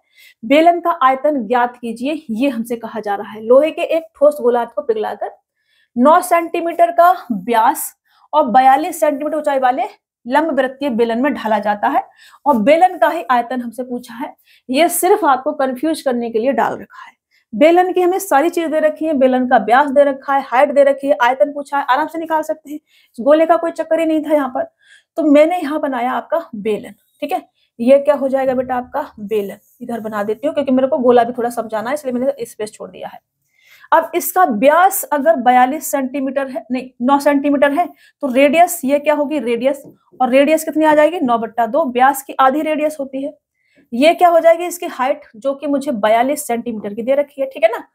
अब मुझे पूछा है वॉल्यूम, तो इसका जो वॉल्यूम होता है, आयतन जो होता है, वो क्या होता है, वो होता है पाई आर स्क्वायर एच। इसका जो सी ऐसे होता है कर्व सरफेस एरिया, वो होता है 2 पाई आर एच। इसका जो टी ऐसे होता है टोटल सरफेस एरिया, वो होता है सी ऐसे, ये जो दे रखा है, प्लस का 2 एरिया ऑफ बेस, प्लस का 2 एरिया ऑफ बेस कितना आ जाएगा 2 पाई, पूरा इसे लिख देती हूँ, पूरा लिख देती हूँ, शॉर्ट करके लिख दूंगी फिर मैं, 2 पाई आर एच प्लस का 2 area of base 2 pi R square. इसे हम सॉल्व कर देंगे, 2 पाई आर बाहर ले लो, 2 पाई आर हम बाहर ले लेंगे, तो एच प्लस का आर, ये आपका टी ऐसे आ जाएगा टोटल, ठीक है। ये 3 फॉर्मूले आपको इस बैलेंस से पता होने चाहिए। अब मुझसे पूछा है बेटा इसका वॉल्यूम, मुझसे क्या पूछा है, वॉल्यूम पूछा है, तो वॉल्यूम कितना आ जाएगा, पाई की वैल्यू मुझे 22/7 लेनी है, और आर कितना है मेरे पास 9/2, स्क्वायर करेंगे तो 9/2 इंटू 9/2 कर लेती हूँ मैं, ठीक है। ये 9 अच्छा नहीं बना है, थोड़ा सा अच्छा बनाते हैं, बहुत बड़ा हो जाएगा, सब हट जाएगा, चलो हटा देते पूरा। 9/2 इंटू का 9/2 इंटू का हाइट कितनी है 42, ये आ जाएगा।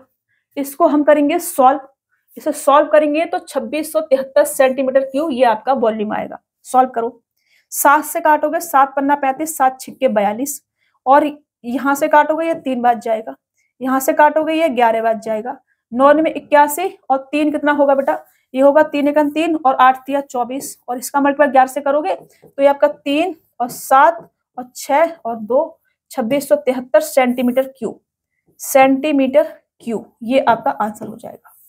इसे हटा देते हैं ऊपर से, जो हमने चील बट्टा बना दिया ना कैलकुलेशन करने में, इसे हटा देते हैं, ठीक है ना। चलिए हट जाओ भाई, ये ठीक है। चलिए अभी आगे बढ़े, नेक्स्ट क्वेश्चन से ले ले, नेक्स्ट क्वेश्चन से ले ले। क्या समझ में आ रहा है? हाँ, गोला गोला गोला गोला रह गया ये आपका हो जाएगा गोला, मतलब कि स्फीयर, ठीक है। ये स्फीयर हो गया, इसकी सेंटर पॉइंट और ये इसकी रेडियस, ये रेडियस हो गई इसकी, इधर करेंगे ये भी रेडियस हो जाएगी, इधर करेंगे ये भी रेडियस हो जाएगी। समझ रहे हो? गोला बोले तो जैसे आपने बैट बॉल खेलते हो ना, गेंद होती है ना, गेंद, वो गोला, ठीक है। देखो कितना सरल सा एग्जांपल देती हूँ मैं आपको। वॉल्यूम क्या होता है इसका? वॉल्यूम, वॉल्यूम होता है इसका 4/3 पाई आर क्यू। इसका जो सी एस ए होता है, C S A curve surface area, बराबर इसका टी एस ए होता है, टोटल सरफेस एरिया, वो होता है 4 पाई आर स्क्वायर। बस 2 ही फॉर्मूले आपको इसमें याद रखने, ठीक है जी। चलिए नेक्स्ट क्वेश्चन ले ले। 2.8 सेंटीमीटर त्रिज्या वाले एक गोला के चारों ओर परिगत बेलन का आयतन ज्ञात कीजिए। अब देखो, एक गोला बनाया, ये क्या बनाया? गोला बनाया, ठीक है। गोला बन जाओ भैया, ऐसे काम नहीं चलेगा, ये तो टेढ़े मेढ़े बन जाते हो, अभी भी टेढ़ा मेढ़ा ही बन रहा है, ये सही नहीं बन रहा। बन जा भाया, ये ठीक है ना। ये है एक गोला और इसके परिगत एक बेलन बनाया गया है, बेलन बनाया गया है, इसके परिगत बनाया गया है, तो बेलन ऐसे और ऐसे ऐसे बनाया गया होगा, ठीक है ना। ये इसका क्या रहा होगा? बेस रहा होगा, और ये इसका क्या रहा होगा? टॉप रहा होगा। किसका? बेलन का, ठीक है जी। ये ऐसे, अब बेलन की जो रेडियस आ जाएगी वो गोला की रेडियस के बराबर आ जाएगी, ठीक है ना। मान लो कि बेलन का ये क्या हो जाएगा? रेडियस।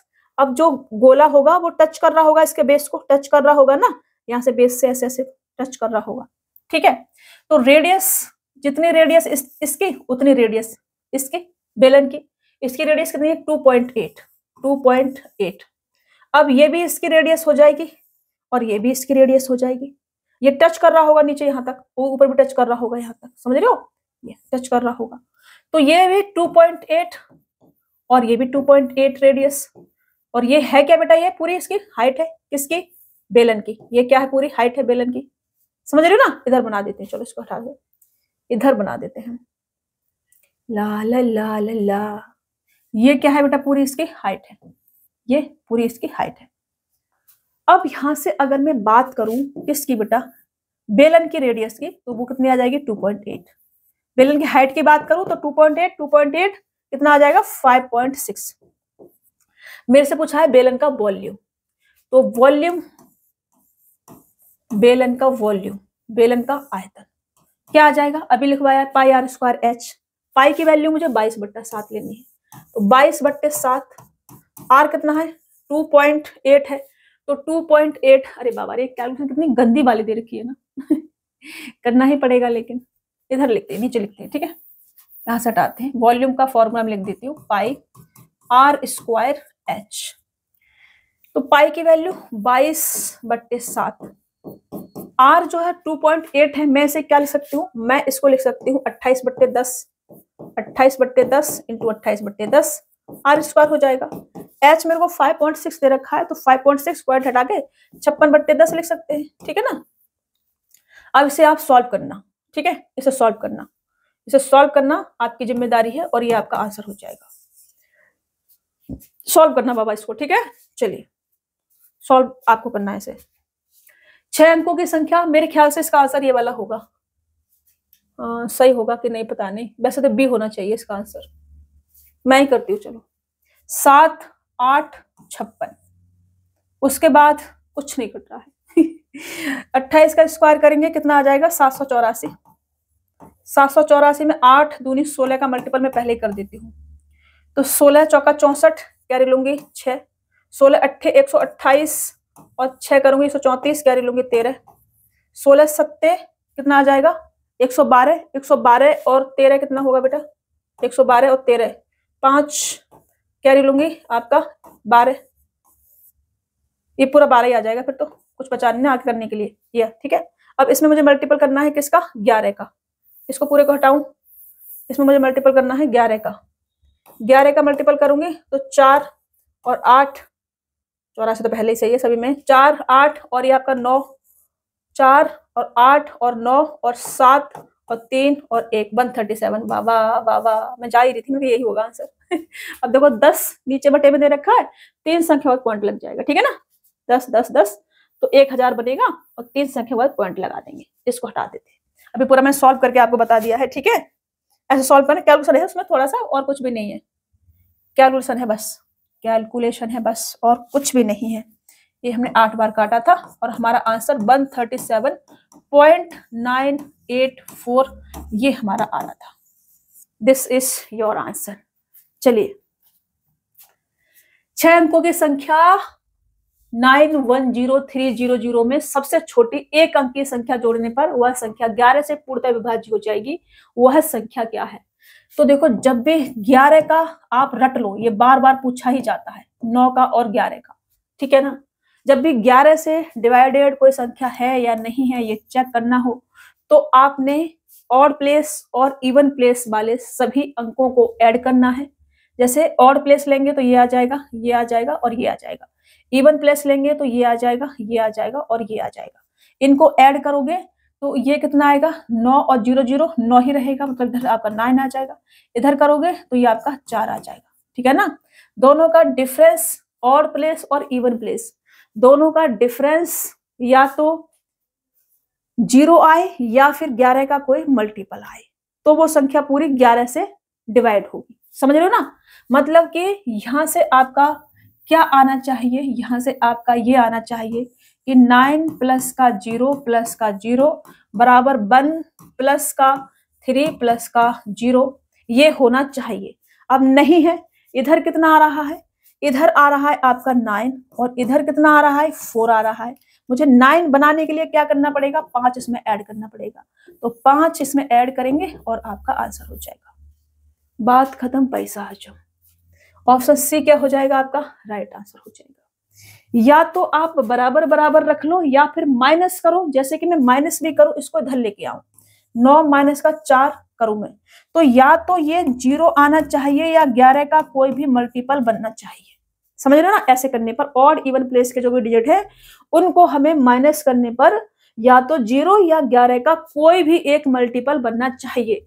अब मैं अगर 0 लेती हूँ तो 0 बनाने के लिए मुझे 4 में कितना और ऐड करना पड़ेगा 5, फिर मैं ये कह सकती हूँ कि 9 माइनस के 9 बराबर 0, फिर ये संख्या पूरी 11 से डिवाइड, समझ रहे। चलिए इसे हटा देती हूँ मैं, ला ला ला ला ला। चलिए नेक्स्ट क्वेश्चन। दो संख्याओं का एचसीएफ और एलसीएम क्रमशः 57 और 114 है। यदि उनमें से एक संख्या दूसरी संख्या से 9/2 गुना है तो बड़ी संख्या क्या होगी, ये हमसे कहा जा रहा है, ठीक है। अब देखो एक संख्या दूसरी संख्या से 9/2 गुना है, मतलब 1/1 संख्या अगर 9 है तो दूसरी संख्या 2 है, ठीक है ना। ये हमारा आ जाएगा यहाँ से। तो मैंने आपको ये लिखवाया है कि एलसीएम इंटू का एचसीएफ बराबर पहली संख्या इंटू का दूसरी संख्या। 9/2 गुना है, मतलब अगर मैं पहली संख्या और दूसरी संख्या का एलसीएम लूं तो मैं ये कह सकती हूँ कि 2:9 आ जाएगा आपका। अब ये रेशियो है तो मैं x मान सकती हूँ कि एग्जैक्ट संख्या मेरे पास दे रखी है, तो मैं यहाँ से कह सकती हूँ कि 2x इंटू का 9x बराबर आपका 57 इंटू का 114 है, ठीक है ना। ये मैं कह सकती हूँ, समझ रहे हो। बड़ी संख्या मेरे पास 9x आ जाएगी, 9x की वैल्यू मुझे चाहिए। यहां से मेरा x स्क्वायर कुछ कटेगा, 2 से कटेगा, 2 से मैं इसको काट देती हूँ पहले, 2 से 2 पंजे 10 और 2 सत्ते 14, तो यहां से x स्क्वायर बराबर कितना आ जाएगा 57 इंटू का 57 लिखना है, हट जाओ बेटा, 57 इंटू का 57/9, ये स्क्वायर बराबर है तो मैं इसको ये लिख सकती हूँ कि 57/3 का स्क्वायर, 9 है 3 का स्क्वायर होगा, स्क्वायर बेटा, क्यूब नहीं करना, स्क्वायर कुछ भी मेरे हाथ लिख देते हैं। स्क्वायर से स्क्वायर गायब कर दे तो x बराबर हमारे पास 57/3 आ जाएगा।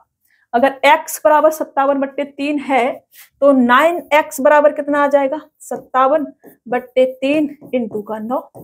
3 बार इसे काटेंगे तो हमारे पास 5 तिया 15 और 7 तिया 21, 171, ये आपका आंसर आ जाएगा।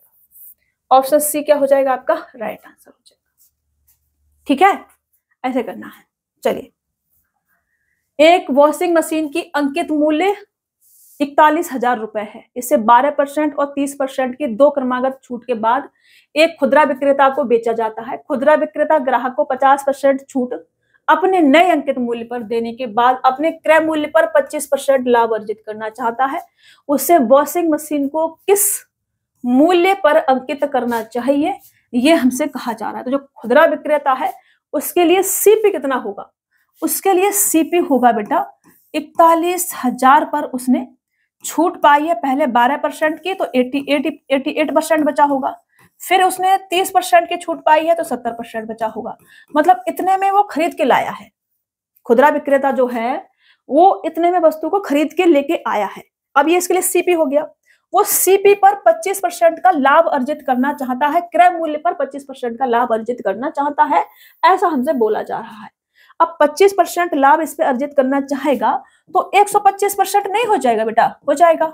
ठीक है, अब ये 125% हो गया, इस पे इसने बेच दिया होगा, एसपी है इसका। अब बेचते समय इसने 50% की छूट दी है इसको, तो बचा कितना होगा 50%, मतलब ये जो मूल्य है इसका 50% की वैल्यू है तो 100% की हमें चाहिए, मार्क्स प्राइस 100% रहा होगा। ठीक है, दिस इज आंसर। इसे सॉल्व करेंगे, इसे सॉल्व करेंगे तो यहां से हमारा 100 से 100 चला जाएगा। उसके बाद ये 4 यहां से हटा दें, उसके बाद ये 4 जीरो से ये वाला और 3 जीरो ये वाले चले जाएंगे, चले जाएंगे या नहीं, आपको होगी यस। फिर यहां से 25 दूनी 50 और 25 पंजे 125, और इस 2 से ये चला जाएगा आपका 44। फिर उसके बाद 5 चौक 20 इंटू का 11, और ये आपका 41 दूनी इंटू का 5 चौक 20, 20 का मल्टीपल हो गया 41 दूनी 82 जीरो, और यहाँ पर आपका 11 और ये आपका 7, ये बचा, ये आ गया। ठीक है ना, ये आएगा। कुछ है क्या, लास्ट में कितना आएगा भाई, 0 2 7 दूनी 14 63 140, ये आपका आंसर होगा ऑप्शन सी। 0 तो आना ही है, 0 एक ही में दे रखा है, तो ये आपका आंसर हो जाएगा 63,140। This is your answer. चलिए आगे बढ़े, नेक्स्ट क्वेश्चन ले ले। चलो, निम्नलिखित में से कौन सा अनुपात सबसे छोटा है, ये हमसे कहा जा रहा है। तो सबसे छोटा कौन सा होगा, इससे मैं क्या लिख सकती हूँ 19, इसको इधर ही लिख लेती हूँ, मैं इसको इधर ही करती हूँ। इसको मैं क्या लिख सकती हूँ, इसको लिख सकती हूँ 19/36। इसको मैं क्या लिख सकती हूँ 29/42। इसको मैं क्या लिख सकती हूँ 11/60, और इसको मैं क्या लिख सकती हूँ 17/33। जिसमें सबसे ज्यादा गैप वो सबसे छोटा। सबसे ज्यादा गैप कहाँ दिख रहा है आपको, अभी देखो यहाँ पे भी करोगे ना 19 दूनी 38, मतलब लगभग 1/2 बनेगा। यहाँ करोगे 29 दूनी 58, मतलब कि 1/2 से थोड़ा छोटा हो जाएगा, इससे थोड़ा सा ये छोटा हो जाएगा। दूनी मतलब कम बनेगा ना, और यहाँ पे करेंगे तो ये 11 पन्ना 55, 1/5, और उसके बाद बच रहा है, तो इसका मतलब ये वाली संख्या सबसे छोटी होगी। अगर मैं 2/10 लिखूं और अगर मैं 8/10 लिखूं तो बड़ा कौन सा होगा, ये वाला जिसमें गैप कम, और छोटा कौन सा होगा, ये वाला जिसमें गैप बहुत ज्यादा है। तो यहाँ पर 1/5, और अगर मैं 1/2 लिखूं और 1/5 लिखूं तो सबसे छोटा कौन सा होगा, 1/5 वाला होगा रे बाबा।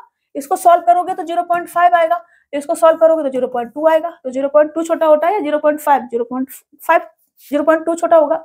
सबसे छोटा हमसे पूछा है, तो ऑप्शन सी आपका राइट आंसर हो जाएगा। यहाँ पे करोगे तो 1/2 से थोड़ा पॉइंट में बनेगा, समझ रहे हो ना। ये ऐसे दिमाग लगाना है, सॉल्व करने नहीं बैठ जाना है इसको। अभी देखो संख्याएं ऐसी है ना कि आप कुछ भी ले नहीं सकते हो, कॉमन कुछ बना, कॉमन बनाओगे तब भी आपको बहुत सारा टाइम लग जाएगा। तो आपने ऐसे क्वेश्चन में ऐसा सोचना है। मैं इसको ठीक से लिख देती हूँ, ठीक है ना, ठीक से मैं लिख देती हूँ। लाल वैसे तो यहीं पे करना है, तुरंत ऐसे लगाना है, जिसमें गैप ज्यादा वो सबसे छोटा, यहीं से चलना है, ठीक है। बट फिर भी मैं लिखती हूँ 19/36 को हम लिखेंगे 19/36, पॉइंट पॉइंट में आप करके देख लेना, ठीक है।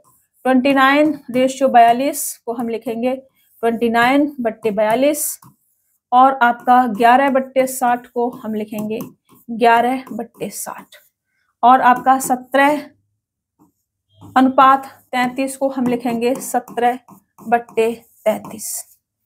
अब देखो यहाँ पे अगर आप करते हैं तो 19 एकन 19 और 19 से 19 एकन 19 और उसके बाद फिर कितना बचेगा, ये 16 और एक 17, 170 भी करोगे, पॉइंट लगा के करोगे, 19 निम्मा 171 होता है, तो आपका लगभग 1.9 पे जाएगा ये, ठीक है।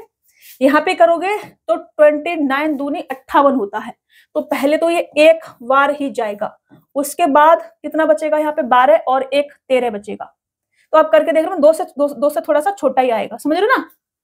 5 3 3 चौक 12 120 और 5 15 तो नहीं जाएगा, 3 चौक 12 पॉइंट के लगभग कुछ कुछ जाएगा, ठीक है ना। यहाँ पे करोगे तो ये आपका 11 पन्ना 55 तो जाएगा, फिर 5 बचेगा तो 11 चौक 44 ऐसे कुछ जाएगा। तो ये आपका क्या होगा ना, सबसे छोटा ये हो जाएगा, समझ रहे हो, ये आपका सबसे छोटा 11 चौक 44 पॉइंट लगाएंगे, जीरो लगा के पॉइंट लगा के तब करेंगे इधर। तो ये आपका 1/5 तक ही रखो, फिर आपका पॉइंट पॉइंट में जो चलेगा उसे चलने दो।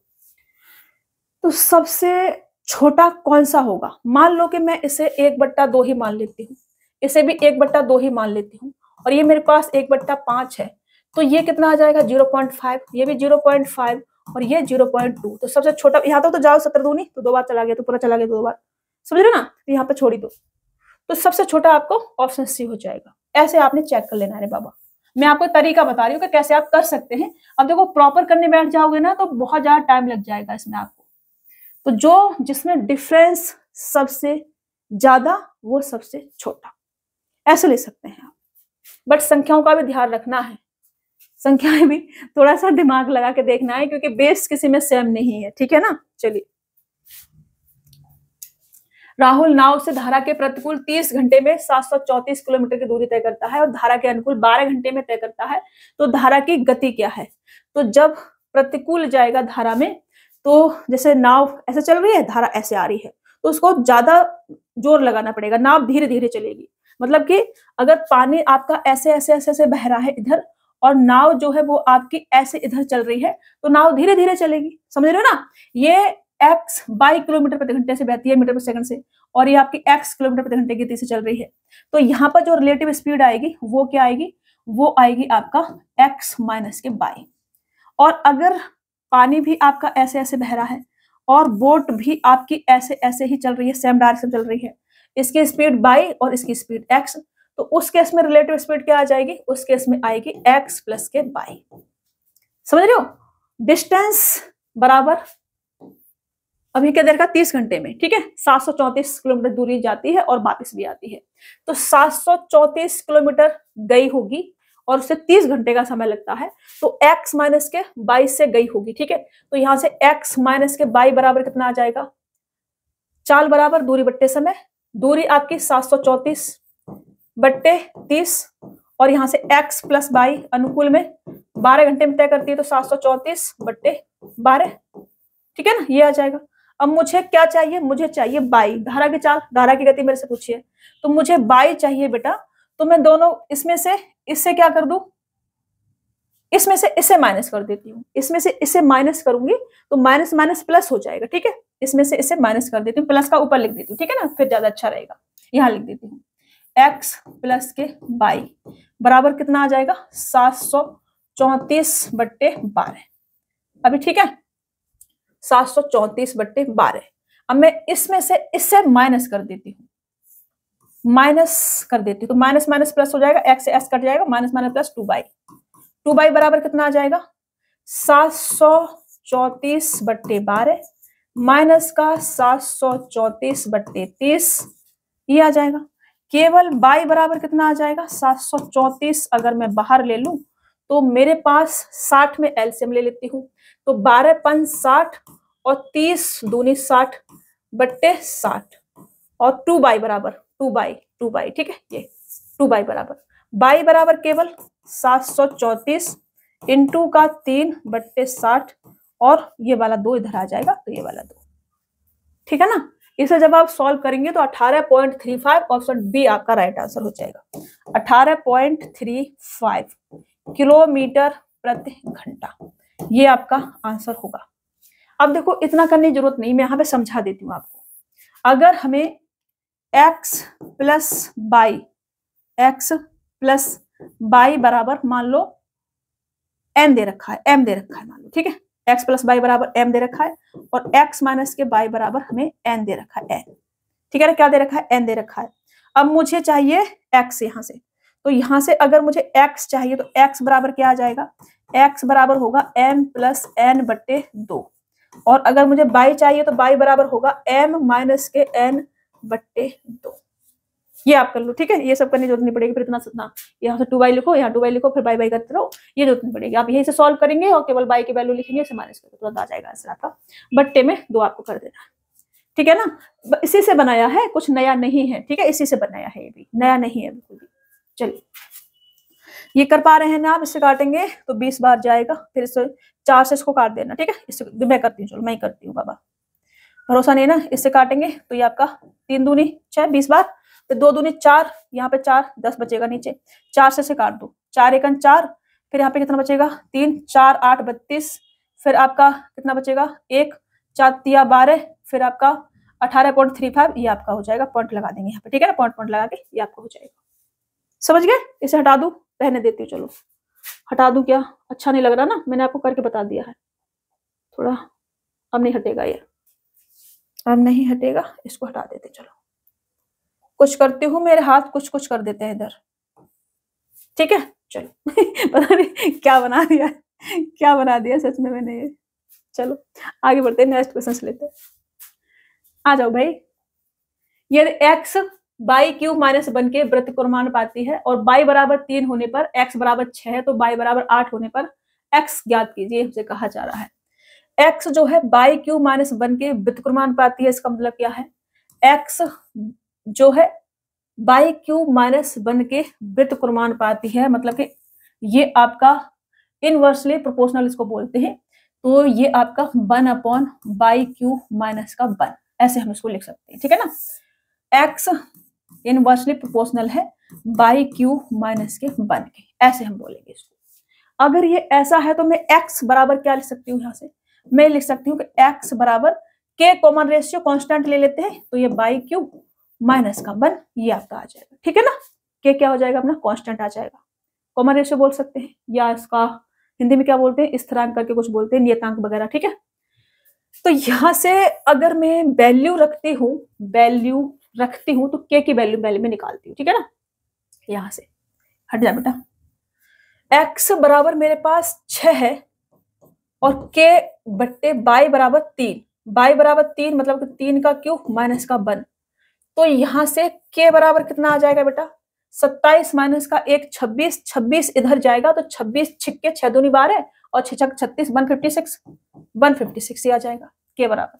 अगर k बराबर इतना है तो बाई बराबर 8 होने पर x का मान क्या होगा, ये हमसे कहा जा रहा है। तो x बराबर कितना आ जाएगा? k की वैल्यू 156, ये रखेंगे हम, ये वाला तरीका लगाएंगे यहाँ से, ठीक है। ये 156 बट्टे बाई बराबर 8 रखने पर 8 का क्यूब माइनस का 1, तो ये कितना आ जाएगा? 156, 8 का क्यूब 512, 512 में से 1 माइनस करेंगे तो 511, ये आपका x की वैल्यू आ जाएगी, ये आपका आंसर हो जाएगा। बस बात खत्म, पैसा हजम। 511 156 ऑप्शन डी आपका राइट आंसर हो जाएगा। 512 भी दे रखा है ऊपर, ध्यान रखना उसका, ठीक है। 1 माइनस करना है आपको, 1 माइनस दे रखा है यहाँ पर। ये क्वेश्चंस आपका आरआरबी एनटीपीसी प्रीवियस ईयर का जो हमने कराया सेट, उसमें भी थे। ये क्वेश्चंस आपका एसआई वाले में, रेलवे एसआई वाले जो प्रीवियस ईयर कराया उसमें भी थे, और कांस्टेबल वाले में भी है, सभी में आ रहा है। तो आप ध्यान से इसको सीख लेना। अगर समझ में नहीं आया हो तो फिर से मेरे से पूछ लेना, रोज आपकी सीरीज चलेगी तो उसमें रिपीट होता ही रहेगा, तो सीख जाओगे आप। डेली आपको क्लास देखनी है। किसी संख्या में 50% की वृद्धि करने पर 3720 प्राप्त होता है, वह संख्या क्या है? 50% की वृद्धि करने पर, संख्या अपने आप में 100% रही होगी, 100 में 50% की वृद्धि कर देंगे तो 150% हो जाएगा। मतलब 150% बराबर कितना है? 3720 है। संख्या अपने आप में 100% होगी तो 100% बराबर कितना आ जाएगा बेटा? ला ला ला 50 से काटो, 50 दिया और 50 दूनी, ये इसका कितना गुना है? 3 एकन 3, 3 दूनी 6, 3 चौक 12, 0। इसका भी कितना गुना हो जाएगा बेटा, 1240 गुना। कितना आ जाएगा ये, 0, 4 दूनी 8, 2 दूनी 4 और 2 2, 2480। 2480 ऑप्शन ए आपका राइट आंसर हो जाएगा। आगे बढ़े, चलिए। शरद अपनी यात्रा 8 घंटे में पूरी करता है। वह आधी दूरी 90 किलोमीटर प्रति घंटे की गति से और शेष आधी दूरी 30 किलोमीटर प्रति घंटे की गति से तय करता है। यात्रा की दूरी किलोमीटर में क्या है, ये हमसे कहा जा रहा है। अब आधी दूरी मतलब डी दूरी 90 किलोमीटर प्रति घंटे की गति से चलता है, आधी दूरी डी दूरी, शेष आधी दूरी 30 किलोमीटर प्रति घंटे की गति से चलता है और टोटल टाइम उसको 8 घंटे का लगता है। समय बराबर दूरी बट्टे चाल, ठीक है ना, यहाँ लिख देते चलो। टाइम बराबर डिस्टेंस बट्टे स्पीड, ठीक है। तो टोटल टाइम 8 घंटे का, डिस्टेंस बट्टे स्पीड, डिस्टेंस बट्टे स्पीड। यहाँ से 90 हम लेंगे एलसीएम, तो यहाँ पर डी और यहाँ 3D 4D बट्टे 90 बराबर कितना आ जाएगा 8। डी बराबर कितना आ जाएगा 4 दूनी 9 दूनी 18 180। लेकिन दूरी टोटल दूरी कुल दूरी में से पूछिए तो कुल दूरी कितनी होगी 2D बराबर 18 दूनी 36 360 किलोमीटर। ये आपका आंसर हो जाएगा 360 किलोमीटर। ऑप्शन सी आपका राइट आंसर होगा। इसे हम दूसरे तरीके से भी कर सकते हैं। दूसरा तरीका कौन सा वाला, मैंने आपको टाइम स्पीड और डिस्टेंस में सिखाया था कि जब डिस्टेंस हमारी सेम होती है तो अगर हमको स्पीड दे रखी है तो स्पीड का उल्टा टाइम का रेशियो हो जाएगा आपका। तो मैंने आपको ये सिखाया था कि डिस्टेंस अगर हमने फिक्स कर दी है या सेम कर दी है या इक्वल कर दी है, तो अगर हमारा स्पीड हमें दे रखी है, स्पीड और टाइम दोनों इनवर्सली प्रोपोर्शनल हो जाते हैं, ऐसा हम कह सकते हैं, ठीक है। इनवर्सली क्या हो जाते हैं, प्रोपोर्शनल हो जाते हैं स्पीड और टाइम। तो स्पीड की अगर मैं बात करूं तो 90 पहले और बाद में 30, तो मैं इसका रेशियो लूंगी और टाइम का रेशियो मेरे पास कितना आ जाएगा 3/1। ये टोटल कितना हो रहा है 4 और 4 की वैल्यू 8 तो 1 की वैल्यू 2, मतलब यहाँ पर टाइम कितना आ जाएगा 3 दूनी 6 घंटे का और यहाँ पर टाइम कितना आ जाएगा 2 घंटे का। दूरी की बात करूं तो यहाँ पे दूरी कितनी आ जाएगी, गलत तो नहीं कर दिया मैंने, गलत तो कर दिया रे बाबा, क्यों कर दिया, लेकिन यात्रा की दूरी क्या है 9 के 6 60, ये तो ज्यादा हो जाएगा ना। लेकिन मान लो कि ये 6 घंटा अगर ये 90 से चलेगा, अरे मेरे उल्टा करना है ना, उल्टा नहीं करा ना, वही तो मैं कह रही हूँ, मैं गलत कहाँ हो रहा है, उल्टा नहीं करा है रे बाबा हमने, इनवर्सली प्रोपोर्शनल लिखना है ना बेटा। ये हमारा दिमाग है ना कहीं के मारे कहीं चला जाता है। ये हमारी स्पीड आ गई तो टाइम कितना आ जाएगा, इसका रेशियो अगर मैं लूं, इसका रेशियो लूं तो रेशियो आ जाएगा 3/1 का। तो ये हमारा किसका रेशियो है, स्पीड का, ठीक है ना, स्पीड। अब मैं टाइम की अगर मैं बात करूं टाइम की, तो टाइम 1/3, टोटल ये कितना है 4 और 4 की वैल्यू 8 तो 1 की वैल्यू 2, ठीक है ना। तो ये 2 घंटे और ये 3 दूनी 6 घंटे। तो डिस्टेंस कितनी आ जाएगी, ये आपका 90 × 2 बराबर 9 दूनी 18 180 और ये भी 6 × 18 180। दोनों को ऐड करेंगे 180 प्लस 180 बराबर 360। This is answer. ऐसे भी कर सकते हैं आप, ऐसे कर सकते हैं आप, ऐसे कर सकते हैं आप, कैसे भी कर सकते हैं, आपकी मर्जी है। चलो 2/3 9/87 और 20/21 45/66 में सबसे बड़ी भिन्न क्या होगी, सबसे बड़ी। अब देखो जिसमें सबसे ज्यादा डिफरेंस है ना उसे हटा दो, इसमें सबसे ज्यादा हटा दो, इसमें सबसे बड़ी निकाल ही नहीं सकते। इनमें आ जाओ 2/3 और 20/21 दोनों में इक्वल डिफरेंस है, 2/3 और 20/21 दोनों में इक्वल डिफरेंस है। यहाँ पर एक का डिफरेंस, तो जो भिन्न सबसे बड़ी वाली वो सबसे बड़ी, सबसे बड़े बड़े नंबर वाली सबसे बड़ी, सबसे छोटे नंबर वाली उससे छोटी। समझ रहे ना। अभी देखो मैं यहाँ पर अगर मैं यहाँ पर एक और जोड़ू 1/2, यहाँ भी डिफरेंस आपका कितने का है, 1 का ही है, तो इससे बड़ी ये वाली हो जाएगी फिर उसके इसमें। अगर मैं ये भी जोड़ दूं तो अगर डिफरेंस हमारा इक्वल है तो जो सबसे बड़ी वाली जिसमें सबसे बड़े नंबर होंगे वो सबसे बड़ी, उससे छोटी पर उससे छोटी, ठीक है। चलिए ये वाला आपका आंसर होगा, करके देख लेना आप, इसको सॉल्व करना। ये 0.5 बनेगा, ये 6 पॉइंट कुछ बनेगा, या आपका ये थोड़ा ज्यादा बनेगा करके देखना, ठीक है। चलिए ये आंसर सही टिक करा ना मैंने, कुछ गलत तो नहीं कर दिया, नहीं 20/21। चलिए ये n अवलोकनों का योगफल 160 है और उनका औसत 40 है, तो 7n + का 15 का मान ज्ञात कीजिए, ये से कहा जा रहा है। अब देखो n ऑब्जर्वेशंस का योगफल 160 है और औसत हमको 40 दे रखा है। तो औसत बराबर एवरेज बराबर क्या होता है, कुल पदों का योग बट्टे कुल पदों की संख्या। योग मेरे को दे रखा है 160 और कुल पदों की संख्या n है, इसके बराबर मुझे 40 दे रखा है। तो n बराबर कितना आ जाएगा, 4 चौक 16, 4 आ जाएगा। अब अगर n बराबर 4 है तो मेरे से पूछा है कि 7n प्लस का 15 बराबर कितना होगा। तो 7n की वैल्यू 4 प्लस का 15, 7 चौक 28 और 10 38 और 5 कितना होगा, 43। ये आपका आंसर हो जाएगा 43। ऑप्शन ए आपका राइट आंसर होगा। ठीक है, आसान था ना बहुत। आज का लास्ट क्वेश्चन, 7 संख्याओं का औसत 53 है, यदि प्रत्येक संख्या में 6 जोड़ा जाए तो नया औसत क्या होगा। तो मैंने एवरेज में आपको ये सिखाया था कि जब भी हम प्रत्येक संख्या के साथ जो भी करेंगे, जोड़ेंगे, घटाएंगे, गुणा करेंगे, भाग करेंगे, उतना ही हमारा रेशियो उसमें एवरेज में भी हो जाएगा। तो अगर हम प्रत्येक संख्या में 6 जोड़ रहे हैं तो एवरेज भी हमारा 6 बढ़ जाएगा। कितना हो जाएगा, 53 और 6 59। ऑप्शन बी आपका राइट आंसर हो जाएगा। मैंने आपको n हमारी क्या है, संख्या है, ठीक है। अगर n संख्याओं का एवरेज, अगर n संख्याओं का एवरेज मान लो मुझे क्या दे रखा है, x दे रखा है, ठीक है। n संख्याओं का एवरेज मुझे x दे रखा है।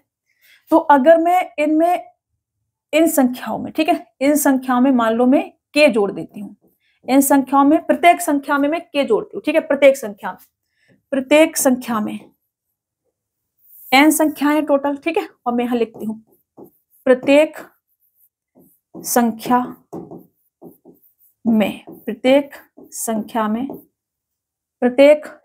में k, यहां से लिखती हूँ और इसको थोड़ा सा इधर से लिखती हूँ, ठीक है। यहां से मैंने कहा कि अगर n संख्याओं का औसत मैंने कितना माना था, n संख्याओं का औसत मैंने x माना था, एवरेज। n संख्याओं का एवरेज मैंने x माना था कि x इनका एवरेज है। तो प्रत्येक संख्या में अगर मैं k ऐड करती हूँ, प्रत्येक संख्या में k जोड़ने पर, अगर मैं प्रत्येक संख्या में k जोड़ती हूँ तो एवरेज में भी k हमारा जुड़ जाएगा, ठीक है। अगर मैं, पहले मेरे को प्लस करके लिखना था, यहाँ पे k, यहाँ से ऐसे लिख देती हूँ, ठीक है ना। अगर मैं प्रत्येक संख्या से k माइनस करती हूँ तो यहाँ एवरेज में भी k माइनस हो जाएगा। अगर हम प्रत्येक संख्या में गुणा करते हैं k से, ठीक है ना, माइनस नहीं गुणा करना है। अगर हम प्रत्येक संख्या में गुणा करते हैं k से तो एवरेज में भी k से गुणा हो जाएगा। अगर हम प्रत्येक संख्या को भाग करेंगे k से तो एवरेज में भी भाग हो जाएगा k से। समझ गए हमारी बात को। अगर हमने प्रत्येक संख्या को k से भाग कर दिया तो एवरेज में भी k से हमारा भाग हो जाएगा। जो हम प्रत्येक संख्या के साथ करेंगे वही हमारे एवरेज के साथ भी होता रहेगा। तो एवरेज हमारा 53 था और प्रत्येक संख्या में हमने 6 जोड़ा तो एवरेज में भी 6 जुड़ जाएगा और 53 और 6 59 हो जाएगा, ठीक है। ये मैंने आपको एवरेज में बताया था। अब यहाँ पे मैंने एक ही बार लिख दिया है, ये ऐसे ऐसे कर लेना आप, ठीक है। अभी समझ में आ रहा है। चलिए, लास्ट क्वेश्चन था, ये खत्म हो गया क्वेश्चन, नहीं अब 35 क्वेश्चन आज हमने सॉल्व करे हैं और डेली 35 क्वेश्चन की ही सीरीज अपनी चलेगी।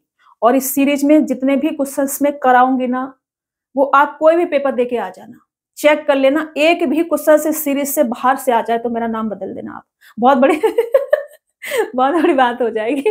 मतलब ज्यादा बोलना हो जाएगा, मतलब ऐसे कहते हैं ना कि बड़ा कौर खा लो, बड़ी बात मत बोलो तो सॉरी। लेकिन हाँ, मैं जिस हिसाब से मैं चीजें ले रही हूँ ना, क्वेश्चंस ले रही हूँ। अभी देखो ये वाला पेपर ही आप उठा के देख लो। आप एसआई वाली जो सीरीज हमने कराई है पिछले कुछ ही सेट कराए थे, मैंने 10 या 15 सेट ही कराए थे, मैंने ज्यादा नहीं कराए थे। उसी में से आपका पूरा पेपर फंस जाएगा। एक आध क्वेश्चन ही होगा, 2-3 क्वेश्चन मिलेंगे जो बाहर से होंगे, सारे क्वेश्चन उसमें से मिलेंगे।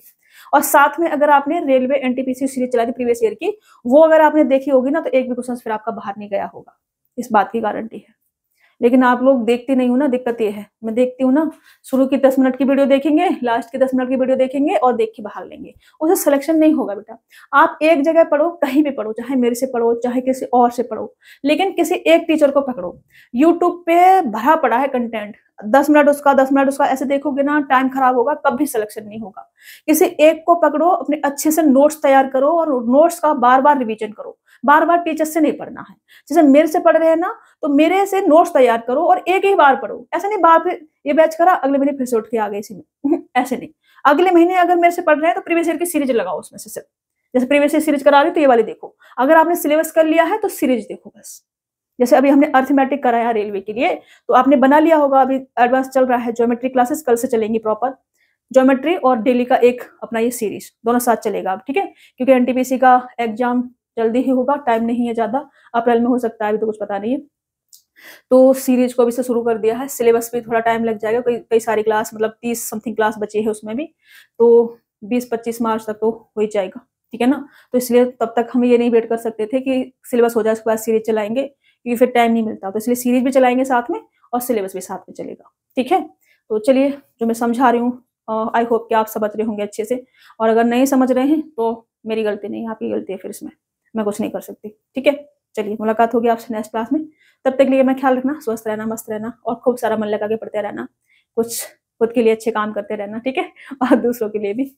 अभी दूसरों के लिए नहीं, अपने लिए ही कर लेना, और स्ट्रेस वगैरह नहीं लेना, थोड़ा-सा खुश रहना, थोड़ा मेडिटेशन करना, रनिंग करना, थोड़ा अनुलोम-विलोम, कपालभाति, ठीक है? और थोड़ा भगवान जी का भी नाम ले लिया करो।